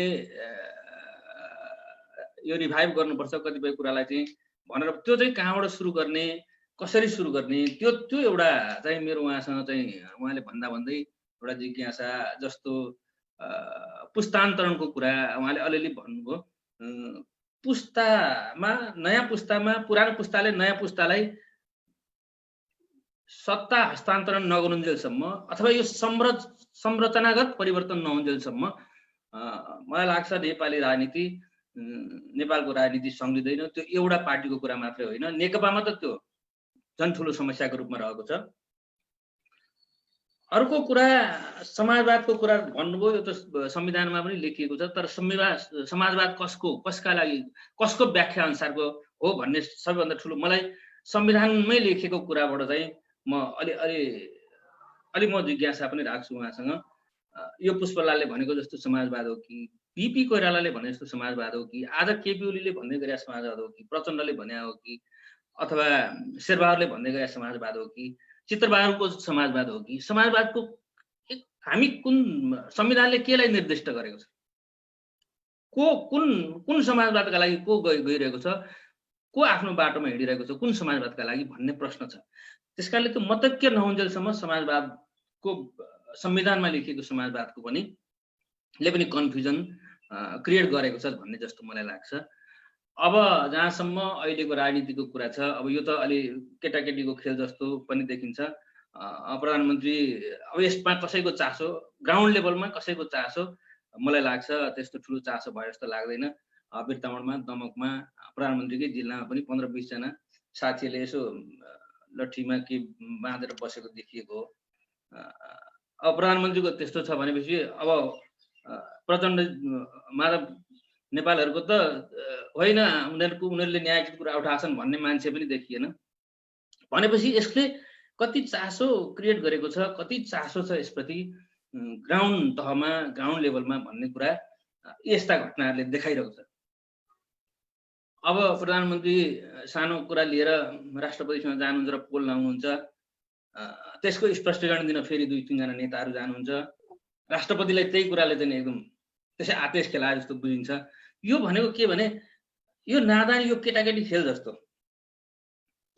यो हामी कहाँ राज्य सञ्चालनको एउटा ठिकसँगको संयन्त्र नै बनिरहेको छैन कि राज्य सञ्चालन गर्ने, राजकीय निकायमा बस्ने, पार्टीका ठुला निकायमा बस्नेहरूले को कच्चापन हो कि यो ख्याल ठट्टा हो कि अब हिजो कम्युनिस्टहरूले कसरी जनताले कम्युनिस्टहरूलाई यो कायापलटको चाहिँ विश्वास दिलाएका थिए। हामी आयौँ भने सत्ता कायापलट गर्छौँ, तपाईँहरूको जीवनमा परिवर्तन ल्याउँछौँ भनेर जसरी भनेको थियो, आज सर्वसाधारण नागरिकले, सर्वसाधारण जनताले हामीलाई हिजो ढाँटेछन् भन्ने तहमा यो कुरा बुझिरहेका छन्। अब यो कुरा त रामदाईले धेरै धेरै लामो व्याख्यासहित भनिसक्नुभयो। त्यसकारणले मूल कुरा चाहिँ यदि पुस्तान्तरण हुन सकेन, जस्तो रामदाईले जे भन्नुभयो, रामदाईले भने जस्ता कुरा अरूले पनि धेरै केन्द्रीय नेताहरूले उठाउनु भयो होला, तर त्यो बलशाली हुन सकेको छैन भन्ने बुझिन्छ। रामदाईकै कुराले पनि के भने उहाँले उठाएका मुद्दाहरू, उहाँले गरेको व्याख्याहरू, उहाँले भन्दै गरेका चिजहरू चाहिँ त्यो अहिले पनि शक्तिशाली हुन सकेको छैन उहाँको पार्टीभित्र भन्ने कुरा प्रष्टै बुझिन्छ। नभए यहाँ यसरी उठाइराख्नु पर्ने थिएन। त्यसकारणले अब पुस्तान्तरण हुन सकेन भने रामदाईलाई अहिले पनि युवा भन्छन्, घनश्यामजीलाई पनि युवा नै भन्छन्, योगेशजीलाई पनि युवा नै भन्दै गर्छन्। उहाँहरूको उमेर 55 वर्षभन्दा माथि गइसक्यो। अब ककलले युवा भनिदिने हो, अब बुढौलीमा लागिसकेपछि युवै भन्दै गयो। उहाँहरूले चाहिँ कुनै राम्रो ढङ्गले काम गर्ने वा हस्तक्षेपकारी ठाउँमा पुग्ने, नेतृत्वमा पुग्ने सम्भावना अब देखिँदैन। उहाँहरूको बुढौली सुरु भइसक्यो। त्यसकारणले यदि पुस्तान्तरण अब हुन सकेन, यो शिक्षा हामीले दुनियाँको राजनीतिबाट पनि लिन सकेनौँ भने मलाई लाग्छ नेपालको राजनीतिले अझै पनि लामो समयसम्म यो अभिगत बिहोर्नुपर्छ। यो लज्जाजनक अभिगत बिहोर्नुपर्छ।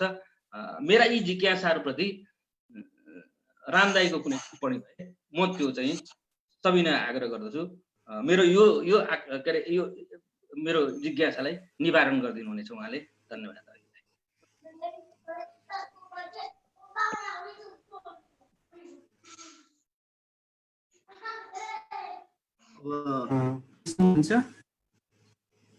हजुर, मुख्य कुरा म यो उत्तराधिकार, यो मतलब पुस्तान्तरणको कुरा म अलिकति गर्छु। कम्युनिस्ट आन्दोलनमा स्वेच्छाले पुरानो पिँढीले नयाँ नेतृत्वलाई शक्ति हस्तान्तरण गरेको हतपति इतिहास भेटिँदैन। जस्तो अब हाम्रै कुरा गरौँ भने हामीले आफ्नो युवा उमेरमा, जुन बेला हामी यो गौतमहरूको उमेरमा थियौँ, त त्यो उमेरमा चाहिँ त्यति बेलाका सबै नेताहरूमाथि प्रश्न उठाएका हौँ हामीले। अब अहिले पछाडि हाम्रो चाहिँ एकदम नालायकीपनलाई ढाक्नको निम्ति हामीले अहिले पुष्पलालको नाम लिन्छौँ, मनमोहनको नाम लिन्छौँ, मोहन विक्रमको नाम लिन्छौँ, तर एक समय यी सबै नेताहरूलाई च्यालेन्ज गरेको हामीले, यी काम लाग्ने भएनन्, काम लाग्ने हामी हौँ भनेर। त यो मतलब अहिले जति प्रचण्ड देख्नुहुन्छ, खड्ग ओली देख्नुहुन्छ, माधव नेपाल देख्नुहुन्छ, या जति पनि देख्नुहुन्छ, यो सबै यो पिँढीले चाहिँ अघिल्लो पिँढीलाई चुनौती दिएकै हो। मनमोहनलाई पनि, पुष्पलाललाई पनि, मोहन विक्रमलाई पनि, तुलसीलाललाई, शम्भुरामलाई, सबैलाई होइन, त्यो चुनौती दिएरै अगाडि आएको हो। त्यसैले यसको परम्परै के छ भने यसलाई चुनौती दिएर अगाडि आउनुपर्छ। म त भीष्म बन्न खोजे मात्रै हो कि हामीलाई यसरी ढाला भनेर, हामीलाई ढाल्ने बिन्दु यहाँ छ, त्यो भनिरहेको छु म युवा पिँढीसँग। किनभने स्थायी समितिको अब क्रेडिबिलिटी देखिँदैछ, अब केन्द्रीय समितिको चाहिँ देखिँदैछ पाइन, उनीहरू परीक्षामा छन्। युवा त्यो परीक्षामा उनीहरू अनुत्तीर्ण हुँदाखेरि आउनुपर्ने को हो त भन्दाखेरि अब युवाहरू आउनु पर्यो। त आउने बाटो चाहिँ यो स्वाभाविक हस्तान्तरण हुँदैन। तिमीहरू काम नलाग्ने हो भनेरै आउनुपर्छ।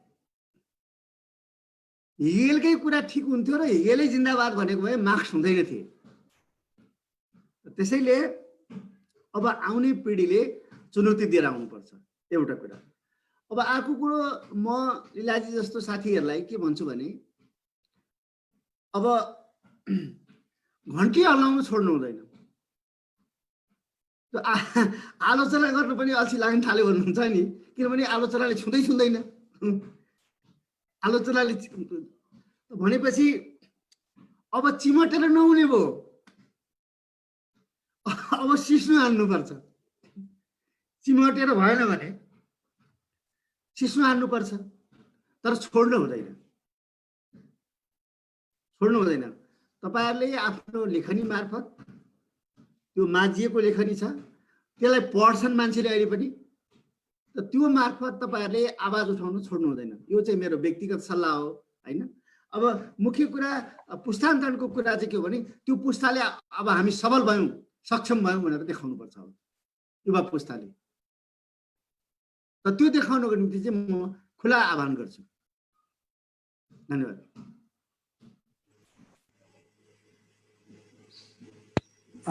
धन्यवाद। अब हामी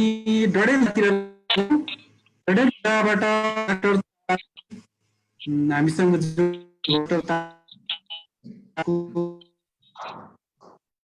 पूर्व एमाले नेकपा एमालेको तत्कालीन नेकपा एमालेको जिल्ला अध्यक्ष भएर काम गरिसकेको छ र जिएनयुबाट अन्तर्राष्ट्रिय सम्बन्धमा विद्यावारिधि विद्वत्ता हुनुहुन्छ। उहाँ आजको हाम्रो छलफलमा जोडिनु भएको छ। स्वयंले पनि पछिल्लो समय नेकपाको एउटा तहको नेता रहनु भयो। अहिलेको नेकपा विवादलाई उहाँले कसरी हेरिरहनु भएको छ, कसरी बुझिरहनु भएको भनौँ, उहाँले जुन विद्वत प्राप्त गर्नुभएको छ हेर्दाखेरि पनि हाम्रो अहिलेको नेकपा भित्रको विवाद कस्तो विवाद हो र उहाँ स्वयंको केही कुरा र आजको हाम्रो मुख्य वक्ता राम कार्कीसँग उहाँको केही जिज्ञासा भए राखिदिनु हुनको लागि गर्छु।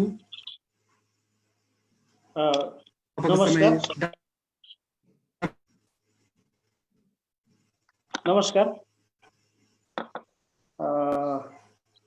कमरेड राम कार्की लगायत सबै साथीहरूलाई नमस्कार छ। धेरै अलि पछाडि पनि लाइनमा धेरै साथी हुनुहुन्छ, त्यसकारण म छोटोमा मात्रै आफ्नो कुरा राख्न चाहन्छु। खास गरेर अहिलेको यो विषयको सन्दर्भमा अलिकति पहिले रामजीले जो पहिले विषय प्रवेश गर्नुभयो त्यसमा नै अलिकति इन्ट्रेस्टिङ कुरा लागेको छ मलाई।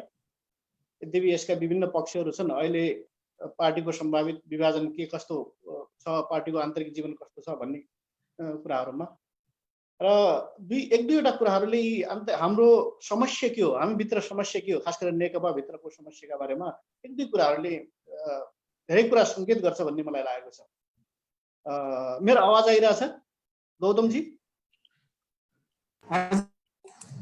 सुनिएको छ, सुनिँदैछ, सुनिएको छ।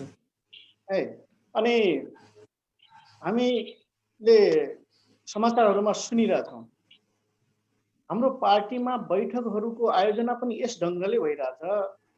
तपाईँको र अथवा नेतृत्वका बिचमा कति कुरा चित्त बुझिया छ, कति कुरा चित्त बुझिया छैन, त्यो तपाईँको कुर्सीको सेटिङले बताइरहेछ।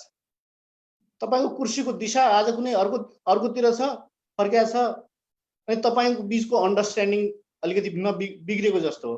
तपाईँको कुर्सीको एउटा दिशासँगै मिल्या छ, अन्डरस्ट्यान्डिङ मिलेको जस्तो भन्ने किसिमको हामीले यो भनिरह मात्रै होइन, समाचारमा चोटि चोटि बाहिर आइरहेछ। हामी कुर्सीहरू अनि एक लाइनमा लाउने अनि त्यसपछि यताको फर्केको कुर्सी उता लाउने, हामी कुर्सीबाट सुरु गरिरहेको छौँ। यसले के कुराको सङ्केत गर्छ? अगाडि रामजीले भन्नुभएको थियो नवउदारवादको कुरा, नवउदारवादका प्रभावहरूको बारेमा हामी थोरै हाम्रो त्यसको प्रभाव होला कि हाम्रो चिन्तन, हाम्रो यति व्यवहार, हाम्रो चाहिँ कार्यशैली यस्तो छ कि हामीलाई मन परेन भने हामीले त्यो मान्छे अर्को मान्छेको कुर्सी अर्कै ढङ्गले लाउँछौँ। यदि अलिअलि कुरा मिल्ने जस्तो भयो भने कुर्सी मिलाएर राख्छौँ। भनेपछि समस्या कहाँ छ? समस्या मलाई लाग्छ नवउदारवादमा होइन, समस्या हामीभित्र छ। यो नवउदारवाद अलिकति पर आगो बल्याछ, त्यसको ताप त अलिअलि लाग्ला नै स्वाभाविक रूपले, तर बेसिकल्ली हामीभित्र समस्या छ भन्ने कुरा हो यो। अनि यो मात्रै एउटा उदाहरण होइन। दोस्रो उदाहरण, तपाईँ देशका संरचनाहरूलाई अथवा रुल अफ द गेमलाई आफ्नो अनुसार चेन्ज गर्नुहुन्छ। यदि कसै एकजना मान्छेको व्यवस्थापन गर्नुहुन्छ र एकजना मान्छेको व्यवस्थापन गर्दै गर्दा तपाईँ आफूलाई पनि फाइदा हुन्छ भनेपछि अनि त्यसपछि के गर्नुहुन्छ भने देशको संविधान परिवर्तन गर्ने कुरा गर्नुहुन्छ, दुईजना बसेर अथवा तीनजना बसेर। अनि तपाईँमा यो किसिमको चिन्तन छ भने त्यो नवउदारवादी चिन्तन अथवा नवउदारवादले ल्याएको समस्या हो कि समस्या बेसिकल्ली हामीभित्रै छ। सबभन्दा पहिले यो कुरा बुझ्नु जरुरी छ। मलाई लाग्छ यी दुई तीनवटा घटनाहरूले अरू केही कुरा बताउनै पर्दैन। यी दुईटा कुराले के बताउँछ भने पार्टीभित्रको समस्या बेसिकल्ली नेतृत्वमा छ। तर यो कुरा चाहिँ मलाई लाग्छ जगजाहेरले होला। दोस्रो कुरा अनि त्यति मात्रै होइन, धेरै कुरा त अगाडि आइसकेका छन्, त्यति मात्रै कुरा होइन, हामीले पोलिटिकल र अर्गनाइजेसनल स्पेस कहाँ क्रिएट गर्यौँ तलतिरको कार्यकर्ताका लागि। तिमीहरूको यहाँनिर भविष्य छ भन्ने कुराको उसलाई एहसास किन गराउन सकेका छैनौ? अनि जब एउटा कार्यकर्ता म यस्तो गर्छु, आफ्नो क्षमताले म राजनीति गर्न सक्दैन भन्ने निष्कर्षमा पुग्छ भनेपछि अनि उसको कन्ट्रिब्युसन पार्टीमा कति हुन सक्छ? त्यसपछि उसको कन्ट्रिब्युसन स्वाभाविक रूपले त्यो शक्ति केन्द्रसँग हुन्छ जहाँ उसले उसको भविष्य जोड्ने प्रयास हुन्छ अथवा भविष्य तपाईँको मसँग छ भनेर जसले आश्वासन दिन्छ उसैसँग उसको कन्ट्रिब्युसन छ, उसैसँग उसको लगाव हुन्छ। अर्थात् यसले गुटगत प्रवृत्तिलाई चाहिँ हाबी गराइदिएछ। अहिले डिसिजन मेकिङ, खास गरेर डिसिजन मेकिङ जो डेमोक्रेटिक स्पेस हो, त्यो डेमोक्रेटिक स्पेस जो हामी लेनिनवादी सङ्गठनात्मक सिद्धान्त भन्छौँ त्यही हो हाम्रो सङ्गठनात्मक सिद्धान्त। तर पनि हामीले त्यो सङ्गठनात्मक सिद्धान्तको अभ्यास गर्न सकिरहेछौँ जो अगाडि रामजीले पनि भनिसक्नुभयो। त्यसका लागि समस्या भनेको हाम्रो चाहिँ नि एउटा व्यवहारमा हो, हाम्रो चाहिँ हेर्ने सवालमा, हाम्रो आफ्नो चिन्तनमा, आफ्नो भविष्यलाई आफू कसरी चाहिँ सुरक्षित राख्ने भन्ने किसिमको कुराहरूमा बढी चाहिँ मैले समस्या देखेको छु। त्यसकारण यसमा मलाई रामजीसँग प्रश्न गर्नुभन्दा सामान्य मेरो चाहिँ अब्जर्भेसन यो हुन्छ। अनि दोस्रो कुरा के हो भनेपछि अब पार्टी हुनुको लागि दुई तीनवटा कुराहरू आवश्यक ठान्छु म। एउटा आइडियोलोजिकल क्ल्यारिटी जरुरी हुनुपर्छ। अनि दोस्रो कुरा अर्गनाइजेसन हुन्छ यस अर्गनाइजेसन एकदमै राम्रोसित रन भएको हुनुपर्छ। अनि त्यसपछि तेस्रो कुरा चाहिँ म्यानेजमेन्ट हुनुपर्छ। यहाँ अहिले सबै कुराको एउटा समस्या, तपाईँ आइडियोलोजिकली पनि क्लियर हुनुहुन्न। विभिन्न मान्छेले विभिन्न किसिमका कुराहरू गरिरहेछन्। आफूले हिजो ल्याएका विचारहरू तान्ने कुराहरू आफूतिर त्यसलाई प्लस पोइन्ट गराएर प्लस पोइन्ट हो भन्ने ढङ्गले आफ्नो कुराहरू त्यसरी राखिरहेछन् भनेपछि हामी आइडियोलोजिकली त एक ठाउँमा हौँ। आइडियोलोजिकल क्रिएट भइसकेपछि अनि त्यसपछि अर्गनाइजेसन र अनि त्यसपछि हामी म्यानेजमेन्टमा जाउँला भनेपछि हामी त्यहाँ पनि के गर्छौँ, हाम्रो आइडियोलोजीमा कमजोर छ। आइडियोलोजीमा कमजोर हुने बित्तिकै स्वाभाविक रूपले हामी हाम्रो म्यानेजमेन्टमा हुने नै भयो र अनि त्यसपछि अर्गनाइजेसन त हामीले देखेकै छौँ।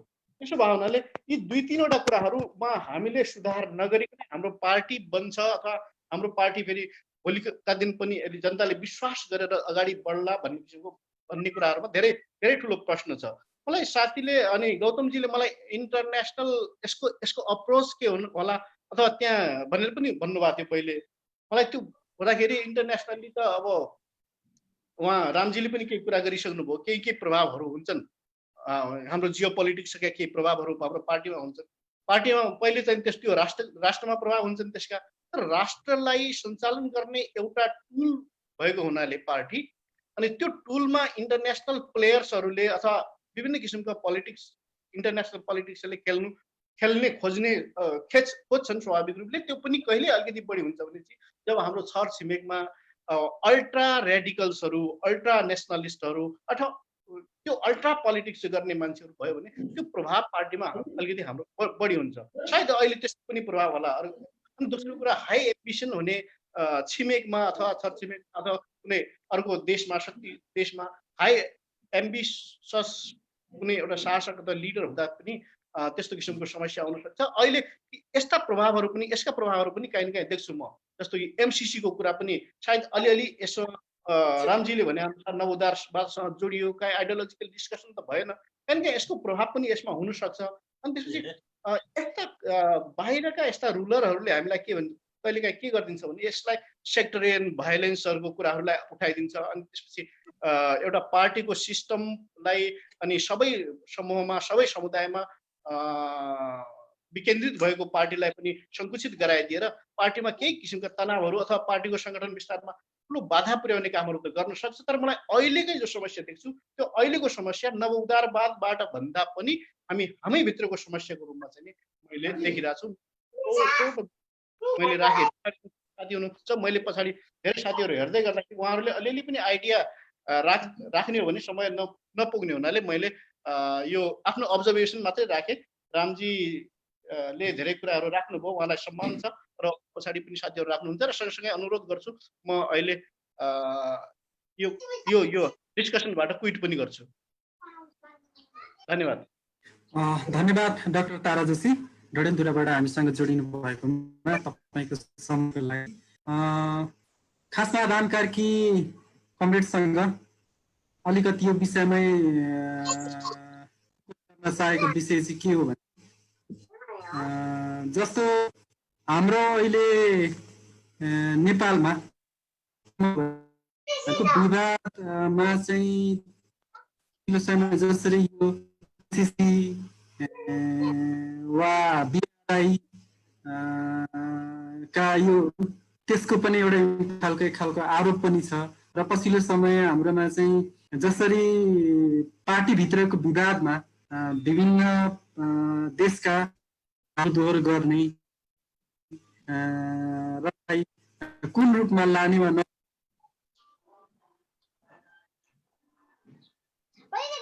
आरोपहरू आएको छ। त्यसलाई चाहिँ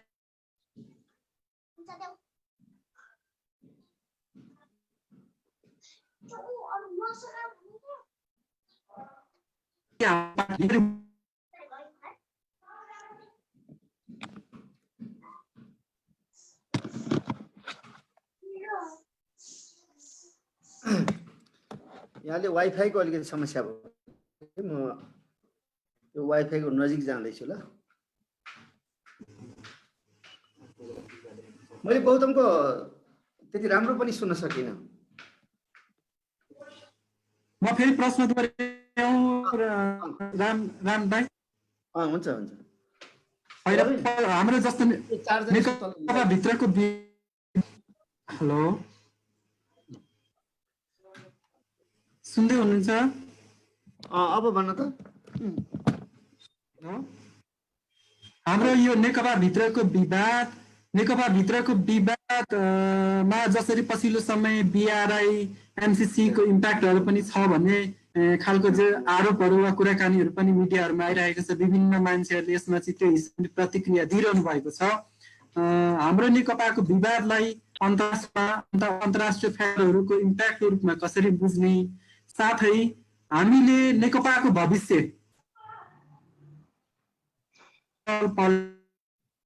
इम्प्याक्टको हाम्रो नेकपाको भविष्य अगाडि कसरी बढ्छ भनेर चाहिँ हामीले कसरी बुझेको थोरै अब्जर्भेसन कस्तो छ?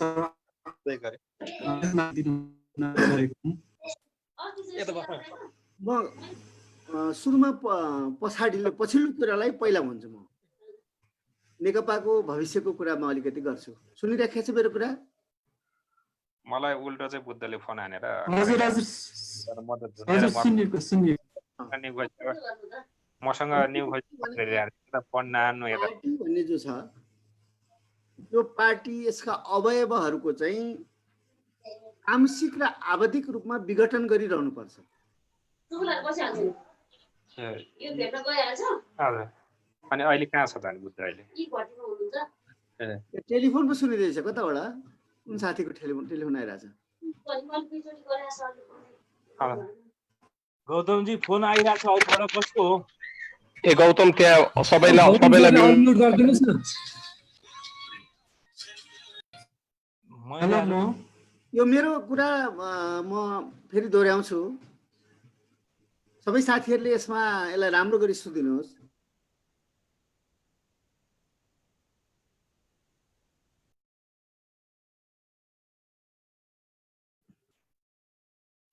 कम्युनिस्ट पार्टीको अवयवहरूको कम्युनिस्ट पार्टीको यसको सङ्गठन यसको ढाँचा यसको विभिन्न चिजको चाहिँ आंशिक र आवधिक रूपमा विघटन भइराख्नुपर्छ। जस्तो महाधिवेशन भनेको एक प्रकारको विघटन हो। महाधिवेशनको पूर्व सन्ध्यामा कमिटीहरू विघटन हुन्छन् र महाधिवेशनले नयाँ ढङ्गले फेरि कमिटीहरूको निर्माण गर्दछ। तर अब हामी कहाँ के हुन्छ भने महाधिवेशन पनि एकदम प्रायोजित हुन्छ। न त हामी सङ्गठनको विघटन गर्छौँ न त नयाँ निर्माण नै गर्छौँ। त्यसैले कम्युनिस्टहरूले सबभन्दा बढी ध्यान दिनुपर्ने कुरा चाहिँ यो र यदि हामीले सचेतनतापूर्वक कम्युनिस्ट पार्टीको विघटन गर्न सकेनौँ भने त्यो आफै विघटन हुन्छ। त्यो विघटन त हुन्छ। त्यसैले यो रूपमा यो कम्युनिस्ट पार्टीको विघटन आवश्यक छ। आज जुन हाम्रा ढाँचाहरू छन् आज हाम्रो जुन कमिटीहरू छ जुन हाम्रो काम गर्ने मतलब तौर तरिका छ यो हाम्रो जो प्रविधि छ यो चिजको विघटन हुनु जरुरी छ। यसको आवधिक र आंशिक विघटन फेरि यसलाई फेरि बनाउनु पर्छ। त्यसैले यसमा हामी आत्तिनु हुँदैन। यो अब विघटनमा जान्छ भनेर हामी आत्तिनु पर्ने कुरा हुँदैन। अब जहाँसम्म अन्तर्राष्ट्रिय राजनीतिको क्षेत्रीय राजनीतिको यसमा प्रभाव हाम्रो पार्टीको जीवनमा हाम्रो पार्टीको जीवनको अन्तर्सङ्घर्षमा परेको नपरेको भन्ने कुरा छ त्यो अवश्य पनि पर्छ अवश्य पनि परेको छ।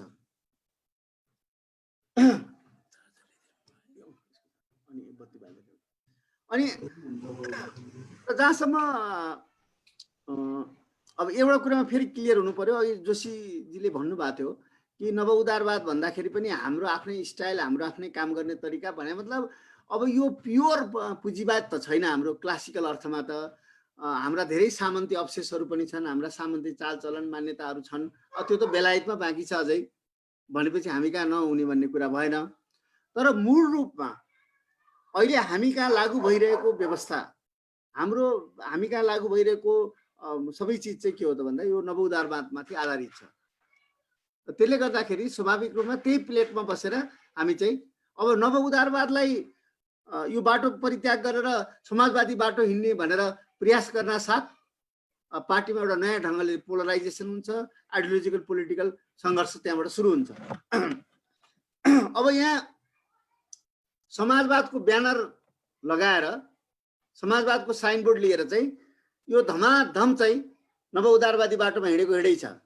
तर यसलाई विराम दिनको निम्ति यो बाटो चाहिँ चेन्ज गर्नको निम्ति माथिल्लो तहबाट कहीँ प्रयत्न भएको देखिँदैन।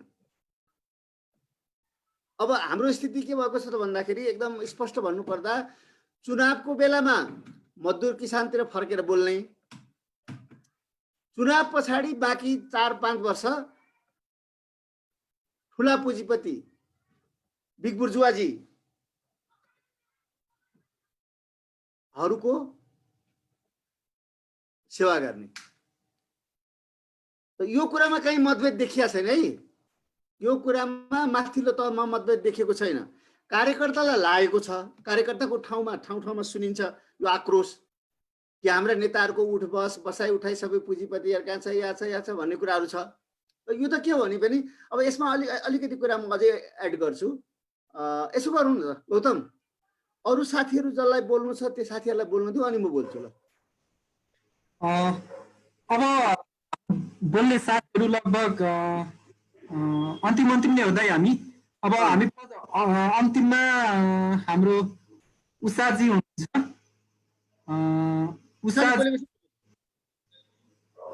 उषाजीले आफ्नो कुरा केही राख्नुहुन्छ र उषाजीको जिज्ञासा पनि तपाईसँग छ र अबको समय उषाजीलाई। नमस्ते। रामदाईको मैले सबै कुरा सुने, अरविन्दजीको सुने, तारा जोशीको सुने। सबैको कुरा सुन्दाखेरि चाहिँ कस्तो छ भने आज नेकपाभित्र जुन खालको विवाद भइरहेको छ, यो विवादमाथि चाहिँ प्रश्नै प्रश्न सबैको, रामदाईको लगायत अरू कमरेडहरू सबैको प्रश्नहरू छन् र चिन्ता छ, चासो छ। जस्तो रामदाईले भन्नुभयो कि युवाहरूले प्रश्न गर, जस्तो हामीले विगतमा हाम्रा नेताहरूमाथि, नेतृत्वमाथि प्रश्न गरेका थियौँ भनेर। हिजो र आजको फर्म बेग्लै छ, तर कस्तो भने आजको मेरो पुस्ताले अथवा गौतम राईको पुस्ताले, आजको युवा पुस्ताले प्रश्न नगरेको होइन, तर आजको नेतृत्वको चेतना यस्तो छ कि उसलाई प्रश्न जस्तै लाग्दैन। आजको मुख्य समस्या त्यो होला भन्ने मलाई लाग्छ। जस्तो के छ भने आज दोस्रो पुस्ताका कमरेडहरू चाहिँ आज भर्खरै नेकपामा देखिएको यो विवादको एउटा चरम रूप, यो विस्फोटन होला जस्तो लाग्छ मलाई। यो नेकपाले सत्तारोहण गरिसके पछाडि यो झन्डै यो आधा समय भयो, यसको चाहिँ अनुगमन, यसको चाहिँ मूल्याङ्कन हुनुपर्ने, यसको चाहिँ समीक्षा हुनुपर्ने, जुन खालका एजेन्डाहरू तय हुनुपर्थ्यो स्थायी कमिटीको बैठकमा, त्यो नभएको र नेताहरू आफ्नै जस्तो कसको चाहिँ बहुमत कति अथवा विवादका इस्युहरू चाहिँ कस्ता छन् भने धेरै माइन्युट विषयहरू उहाँहरूको विषयहरू छ। जस्तै अहिले रामदाईले भनिसक्नु भयो कुर्सी कस्तो कलरको चाहिँ टेबल पोस्ट राख्ने, यस्ता विषयहरू। जस्तो पार्टी के छ भने आज गरिखाने वर्ग, आज नेपाली श्रमजीवीहरूको एजेन्डाबाट टोटल डिफ्रेन्ट भएको। जस्तो स्थायी कमिटीमा आजका नेपाली युवाहरूले पाएका दुःख, धोखा, बेरोजगारी, यो कोभिड-19ले ल्याएको महामारी, यसबाट उत्पन्न हुने अन्य प्रभावहरू, आर्थिक सामाजिक प्रभावहरू, यसका विषयमा आज छलफल गर्न जरुरी ठानेको छैन पार्टीले। रामदाईले अघि भनिसक्नुभयो यो नेतृत्व करिब असान्दर्भिक छ। यो असान्दर्भिक नेतृत्वका लागि चाहिँ दोस्रो पुस्ताका कमरेडहरू मध्यस्थता गर्दै हुनुहुन्छ। मध्यस्थता गर्दै गर्नु भएको कमरेडहरूको पनि छलफल सुन्दाखेरि कस्तो लाग्छ भने उहाँहरू पनि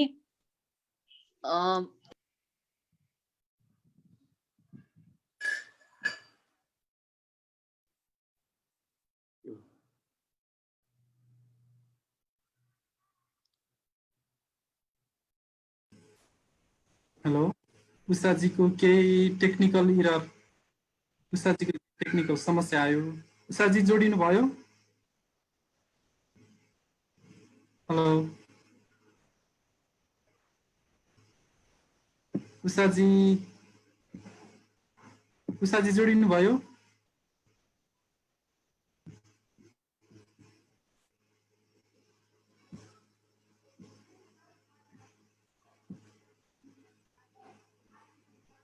म फेरि जोड्नेछु उषाजीलाई।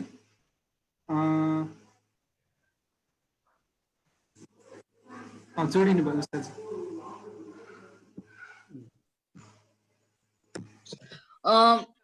मैले कुरा गर्दै थिएँ, जस्तो आजको नेकपाको चाहिँ कमिटी स्ट्रक्चर जस्तो छ, जस्तो 7 जनाको सचिवालय छ, त्यो सचिवालय चाहिँ हाम्रो पार्टीको विधान विपरीत छ, हामीले भर्खरै बनाएको संविधान विपरीत छ र त्यो सचिवालयले चाहिँ कहिले पनि एजेन्डा तय गरेको एजेन्डाहरूले चाहिँ नेपाली जनताको सामान्य जनजीवनमा, आजको जिन्दगीमा, आजको नेपाली समाजले चाहिँ फेस गरिरहेको चुनौतीहरूको विषयमा, चुनौतीको समाधान कसरी गर्ने भन्ने विषयमा चाहिँ यसले छलफल गर्यो भन्ने विश्वास चाहिँ आम जनतामा छैन। आम जनतामा मात्रै होइन, कार्यकर्तामा पनि छैन। केन्द्रीय कमिटीका सदस्यहरू फेसबुक पार गरेर बसिरहनु भएको छ। स्थायी कमिटीका सदस्य कमरेडहरूले कमिटीको बैठक भनेर करिब 1 वर्ष पछाडि मात्रै बोल्ने अवसर पाउनु भएको छ। त्यसो भइसके पछाडि जिल्ला कमिटीहरू कामयाबी छैनन्। जस्तो 150 जनाको जिल्ला कमिटी छ, त्यस पछाडि केन्द्रीय कमिटी झन्डै 400 जनाको छ। त्यसो भइसके पछाडि कसरी यो चाहिँ कामयाबी हुन सक्छ?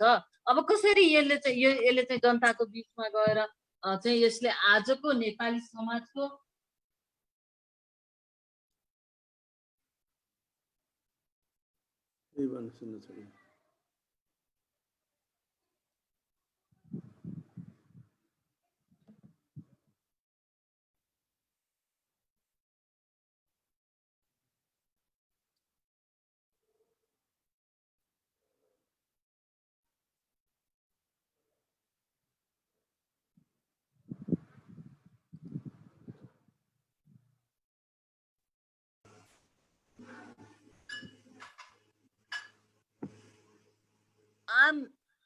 आम श्रमजीवीहरूको एजेन्डाबाट बाहिर भएको कम्युनिस्ट पार्टीले कसरी आजको चुनौतीको सामना गर्नुपर्छ, यो चाहिँ मेरो रामदाईले अघि राख्नु भएको कुरा र अन्य कमरेडहरूले राख्नु भएको कुरासँगै मेरो यो कुरालाई चाहिँ रामदाईले अझ कसरी यसको समाधान खोज्नुहुन्छ अथवा हामी अब कसरी अगाडि बढ्ने कुरा गर्नुहुन्छ, मेरो जिज्ञासा यही नै हो।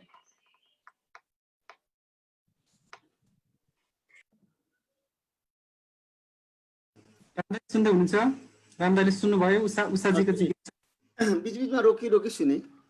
हजुर हजुर, केही समस्या टेक्निकल इरर। अब एउटा कुरा म एकदम प्रश्न के भन्छु भने जहाँ चुनौती दिँदाखेरि छुन्छ मर्ममा चुनौती दिन सक्नु पर्यो। अब अहिले के देखिन्छ भने धेरै युवाहरू चाहिँ लाई हामीले हामीमाथि डिपेन्डेन्ट बनाइदिएका छौँ। हामीले ठुल्ठुला जार्गनहरू बोल्छौँ, ठुल्ठुला शब्द प्रयोग गर्छौँ, समाजवादका ठुल्ठुला लेखकहरूको नाम लिन्छौँ। र त्यसले गर्दाखेरि युवा पिँढीमा एउटा अलि आतङ्क जस्तो, अब यिनीहरू यत्रा जान्ने छन् यिनीहरूले लिइहाल्छन् बाटो भन्ने पनि होला। त पहिला त यो भ्रमबाट मुक्त हुनुहोस्। त्यो लेनिनको एउटा बडा राम्रो फर्मुला छ। लेनिन भन्छन् तिम्रा मान्छेहरू बुद्धिजीवी छैनन् भन्दा मेरो सुनिया छ नि? सुनिया छ। लेनिन के भन्छ भने दुईटा वर्ग छ, एउटा शोषक एउटा शोषित। हाम्रो शोषित त्यति कुरा थाहा छ हामीलाई, हाम्रा मजदुरहरूलाई, र शोषकलाई ढालेपछि मात्रै शोषितको राज्य आउँछ भन्ने कुरो थाहा छ। अब नेपालमा के भइदियो भने अहिले हामीलाई यो कम्युनिस्ट पार्टीलाई, हाम्रो कम्युनिस्ट पार्टीलाई छुने गरी मर्ममा चुनौती दिने कोही भएन। राजनीतिक शक्ति काङ्ग्रेस यो नवउदारवाद इम्प्लिमेन्ट गर्दा गर्दै लागू गर्दा गर्दै त्यो बोझले थिचिएर जनताबाट अलग थलग भएको छ। अब अरू कम्युनिस्ट पार्टीहरू प्रभावित छैनन्। अब केही युवाहरू लिएर विप्लव हिँडेका छन्। त विप्लवले पनि वैचारिक राजनीतिक ढङ्गले चाहिँ अप्ठ्यारोमा पार्न सकेनन्। उनले वैचारिक राजनीतिक ठाउँमा चाहिँ च्यालेन्ज गर्न सकेनन्। अब उनको समूहको पहिल्यै कुरा के भइदियो भने बम र बन्दुकको कुरा भइदियो। अब बम र बन्दुकको पहिले कुरा भइदिइसकेपछि त्यो त पुलिसको समस्या भयो। त्यसले हाम्रो नेताहरूको टाउको दुख्ने कुरा भएन। अब विप्लवको समूहको बारेमा सबभन्दा बढी छलफल कहाँ हुन्छ त भन्दा पुलिस चौकीमा हुन्छ। अब त्यो त हाम्रा नेताहरूको उसमा हुनुपर्ने, हाम्रा अध्यक्ष महासचिव स्थायी समितिमा छलफल हुनुपर्ने। त त्यो त्यहाँ छलफल हुने ढङ्गले चाहिँ राजनीति कसैले गरिराखेका छैन, विकल्पको राजनीति। त्यसैले युवा साथीहरूलाई म के भन्छु त भन्दाखेरि तपाईँहरूले छुने गरी, अनुभव हुने गरी मर्म हेर्नुहोस् र हान्नुहोस्, मर्ममा कुरा उठाउनुहोस्। अब म अघि पहिलाकै कुरामा फेरि जान्छु। म त्यति कुरा गरिसकेपछि अब मुख्य कुरा के हो भने तपाईको लक्ष्यले तपाईको यात्राको प्रकृतिलाई निश्चित गर्छ। तपाई जाडो ठाउँमा जाँदै हुनुहुन्छ यात्रा गर्न भने तपाईले चाहिँ न्यानो लुगाहरू बोक्नुहुन्छ, जुत्ता बोक्नुहुन्छ। अब तपाई मधेसतिर जाँदै हुनुहुन्छ भने तपाईले गम्छा बोक्नुहुन्छ, लुङ्गीहरू बोक्नुहुन्छ। मतलब आफ्नो यात्रा कस्तो हो त्यही अनुसारको चाहिँ तयारी हुन्छ। त त्यसैले सबभन्दा पहिला त हामीले राजनीतिक कार्यदिशा नै हो। कम्युनिस्ट पार्टीको निम्ति अथवा कुनै पनि पार्टीको निम्ति सबभन्दा पहिला कुरा त राजनीतिक कार्यदिशा हो। त्यो राजनीतिक कार्यदिशाले नै संगठनको ढाँचा निश्चित गर्छ। अब चुनावै मात्रै लड्नु छ भने, चुनावै मात्रै जित्नु छ भने त यही संगठन ठिकै छ नि। प्रत्येक 5 वर्षमा गएर जनतालाई अलमल्याएर भोट माग्ने, पुँजीपतिसँग चन्दा लिने हो भने त यही संगठन ठिकै छ। तर हामीले शिक्षा फेरिदिन्छौँ। शिक्षाको सोच, शिक्षाको ढाँचा, शिक्षाको तरिका, शिक्षाको पाठ्यक्रम फेर्छौँ। हामी जनस्वास्थ्यमा यस्तो परिवर्तन ल्याउँछौँ, हामी कृषिमा यस्तो परिवर्तन ल्याउँछौँ भन्ने खालको उद्देश्य लिएर जान्छौँ भने चाहिँ त्यसले स्वाभाविक रूपमा अर्कै खालको संगठनको माग गर्छ। त कार्यदिशा अनुसारको सङ्गठन बन्छ। त्यसैले मुख्य रूपमा वैचारिक राजनीतिक बहस गरेर कार्यदिशा सुनिश्चित गरेपछि एउटा नयाँ कार्यदिशा चाहिँ अख्तियार गरिसकेपछि त्यही अनुसारको सङ्गठन बनाउने प्रयत्न गर्नुपर्छ। त मलाई लाग्छ अब हामीले पनि चुनौती दिएका थियौँ मैले भनेर भने, त तपाईँहरूले प्रश्न मात्रै गरिरहनु भएको छ, चुनौती दिनु भएको छैन। हामीले प्रश्न मात्रै गरेका थिएनौँ, हामीले त उहाँहरूको क्रेडिबिलिटीमाथि प्रश्न गरेका थियौँ, उहाँहरूको नेतृत्व क्षमतामाथि प्रश्न गरेका थियौँ, उहाँहरूले लिएको बाटोमाथि प्रश्न गरेका थियौँ। हामीले जुन बेला चाहिँ हामी नेतृत्वमा आउँदैथ्यौँ त्यति बेला हामीले हाम्रोभन्दा अगाडिको पिँढीले अख्तियार गरेको बाटो, उनीहरूको नीति, उनीहरूको कार्यदिशामाथि नै प्रश्न उठाएका थियौँ। त तपाईँहरूको प्रश्न चाहिँ जिज्ञासाको स्तरमा मात्रै आइरहेको छ। र त्यसो हुनाले म युवाहरूलाई फेरि पनि भन्छु, तपाईँहरूले प्रश्न उठाउने भनेको मतलब हाम्रो क्रेडिबिलिटीमाथि प्रश्न, हाम्रो कार्यदिशामाथि प्रश्न, हाम्रो सोच विचार चिन्तन र हाम्रो जुन इन्टेलेक्चुअल अथोरिटी जो छ त्यो माथि पनि चुनौती दिएर जानु पर्यो। र तपाईँहरू यसमा पटक्कै आफूलाई इन्फेरियर फिल गर्न भएन, किनभने तपाईँहरू युवा पिँढी हो, तपाईँहरूको मतलब कपटको चाहिँ चाउरी तपाईँहरूको गालामा देखिँदैन अहिले, कपट गरेर नि। त्यसो हुनाले तपाईँहरूले लड्न सक्नुहुन्छ, तपाईँहरूले गर्न सक्नुहुन्छ। र मलाई लाग्छ यसलाई हामीले कन्क्लुड पनि गर्नुपर्छ। आज हामी अलि लामो भयो हाम्रो, जे होस् यसरी चाहिँ साथीहरूको बिचमा आफ्नो कुरा राख्ने अवसर नेपाल लिडर्सले मिलाइदिएको मा म एकदमै नेपाल लिडर्सलाई धन्यवाद दिन चाहन्छु। सायद कोमलजी यहाँ रामदाई तपाईँले कन्क्लुड गर्नुभन्दा अगाडि एउटा सानो क्वेसन छ यहाँनिर। कमिटी सदस्य कमला केसीले एउटा प्रश्न राख्नु भएको छ। मैले कतै माओ आफ्नो जीवनकालमा 60% कम्युनिस्ट बन्नु भएको थियो, हामी चाहिँ कति प्रतिशत कम्युनिस्ट बन्यो होला कमरेड भनेर सोध्नु भएको छ। यसमा तपाईँको केही रेस्पोन्स भए राखिदिनु न अनुरोध गर्छु। निश्चित रूपमा माओ सेतुङले भन्नुभएको थियो अब 100% कम्युनिस्ट त हामी हुन सक्दैनौँ, हामी मध्ये कोही 40 होलाौँ, कोही 30 होलाौँ, कोही 50 होलाौँ भनेर त्यो कुरा गर्नुभएको थियो। र स्वाभाविक रूपमा हामी पनि फेरि के हो भने जबसम्म हामी बाँचिरहन्छौँ हामीले गद्दारी गर्ने, बिट्रे गर्ने सम्भावना पनि रहिरहन्छ। त्यसैले मान्छेको एकदमै वास्तविक मूल्याङ्कन चाहिँ उसको जीवनको अन्तपछि हुन्छ। त उसको जीवनभरि चाहिँ ऊ जहिले पनि कम्युनिस्ट आन्दोलनमा परीक्षामा हुन्छ। हामीले सधैँ के बुझ्नु पर्यो भने कम्युनिस्ट आन्दोलनमा उसले सास फेरुन्जेलसम्म ऊ परीक्षामा हुन्छ। त कुनै पनि यहाँ नेताहरूले अब उहाँहरूले चाहिँ पुरै पार पाउनुभयो, मुक्त हुनुभयो होइन, उहाँहरू अहिले पनि सबै परीक्षामा हुनुहुन्छ। अहिले पनि यहाँभन्दा धेरै ठुलो बिट्रे गर्ने, यहाँभन्दा धेरै ठुलो गद्दारी गर्ने पनि सम्भावना उत्तिकै छ। र अब युवाहरूको क्रान्तिकारी बन्ने 60%, 65%, 70% क्रान्तिकारी बन्ने सम्भावना पनि त्यत्तिकै बलियो छ। धन्यवाद।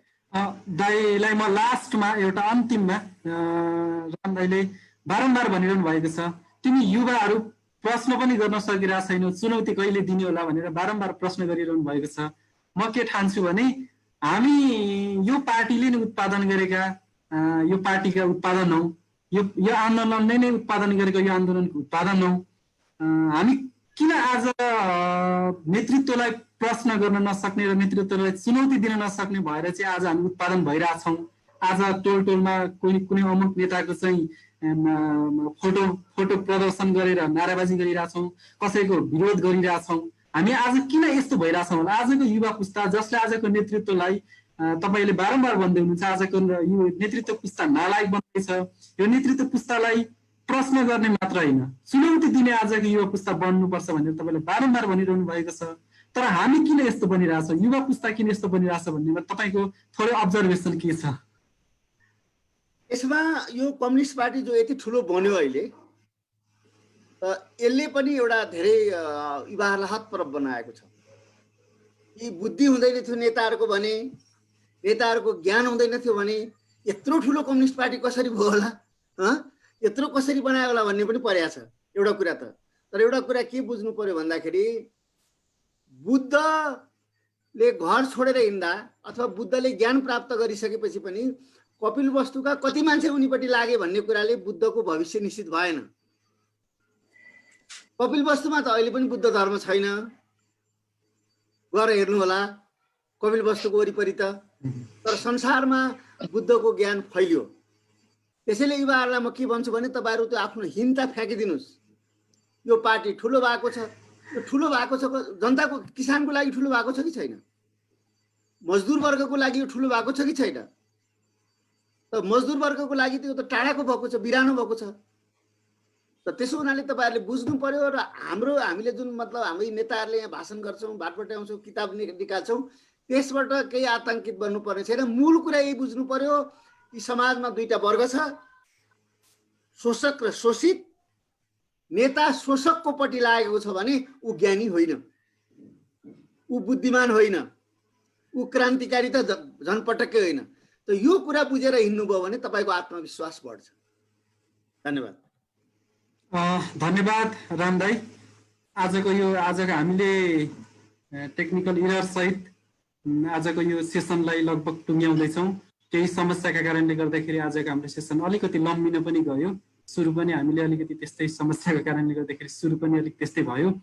आजको यो छलफलमा सहभागी हुनुभएका तपाईँ सम्पूर्ण साथीहरू, कमरेडहरू, अग्रजहरू र यो कार्यक्रममा विशेष गरी सहभागी हुनुभएको आजको मुख्य वक्ता राम कार्की, झापाबाट लीला बराल, डडेलधुराबाट डाक्टर तारा जोशी, वीरगञ्जबाट अरविन्द सिंह, सोलुखुम्बुबाट गणेश कुमार राई लगायत तपाईँ सम्पूर्ण सहभागीहरूलाई धन्यवाद, आभार प्रकट गर्दै आजको यो हाम्रो जुम मिटिङलाई निरञ्जन पराजुली सरले टेक्निकल्ली हामीलाई सपोर्ट गर्नुभएकोमा उहाँलाई धेरै धेरै धन्यवाद र आभार प्रकट गर्दै नेपाल अध्ययन केन्द्रको तर्फबाट र नेपाल रिडर्सको तर्फबाट तपाईँ सम्पूर्णमा आभार व्यक्त गर्दै आजको कार्यक्रम यही समाप्त भएको जानकारी गराउँदै म पनि बिदा हुन चाहन्छु। नमस्ते।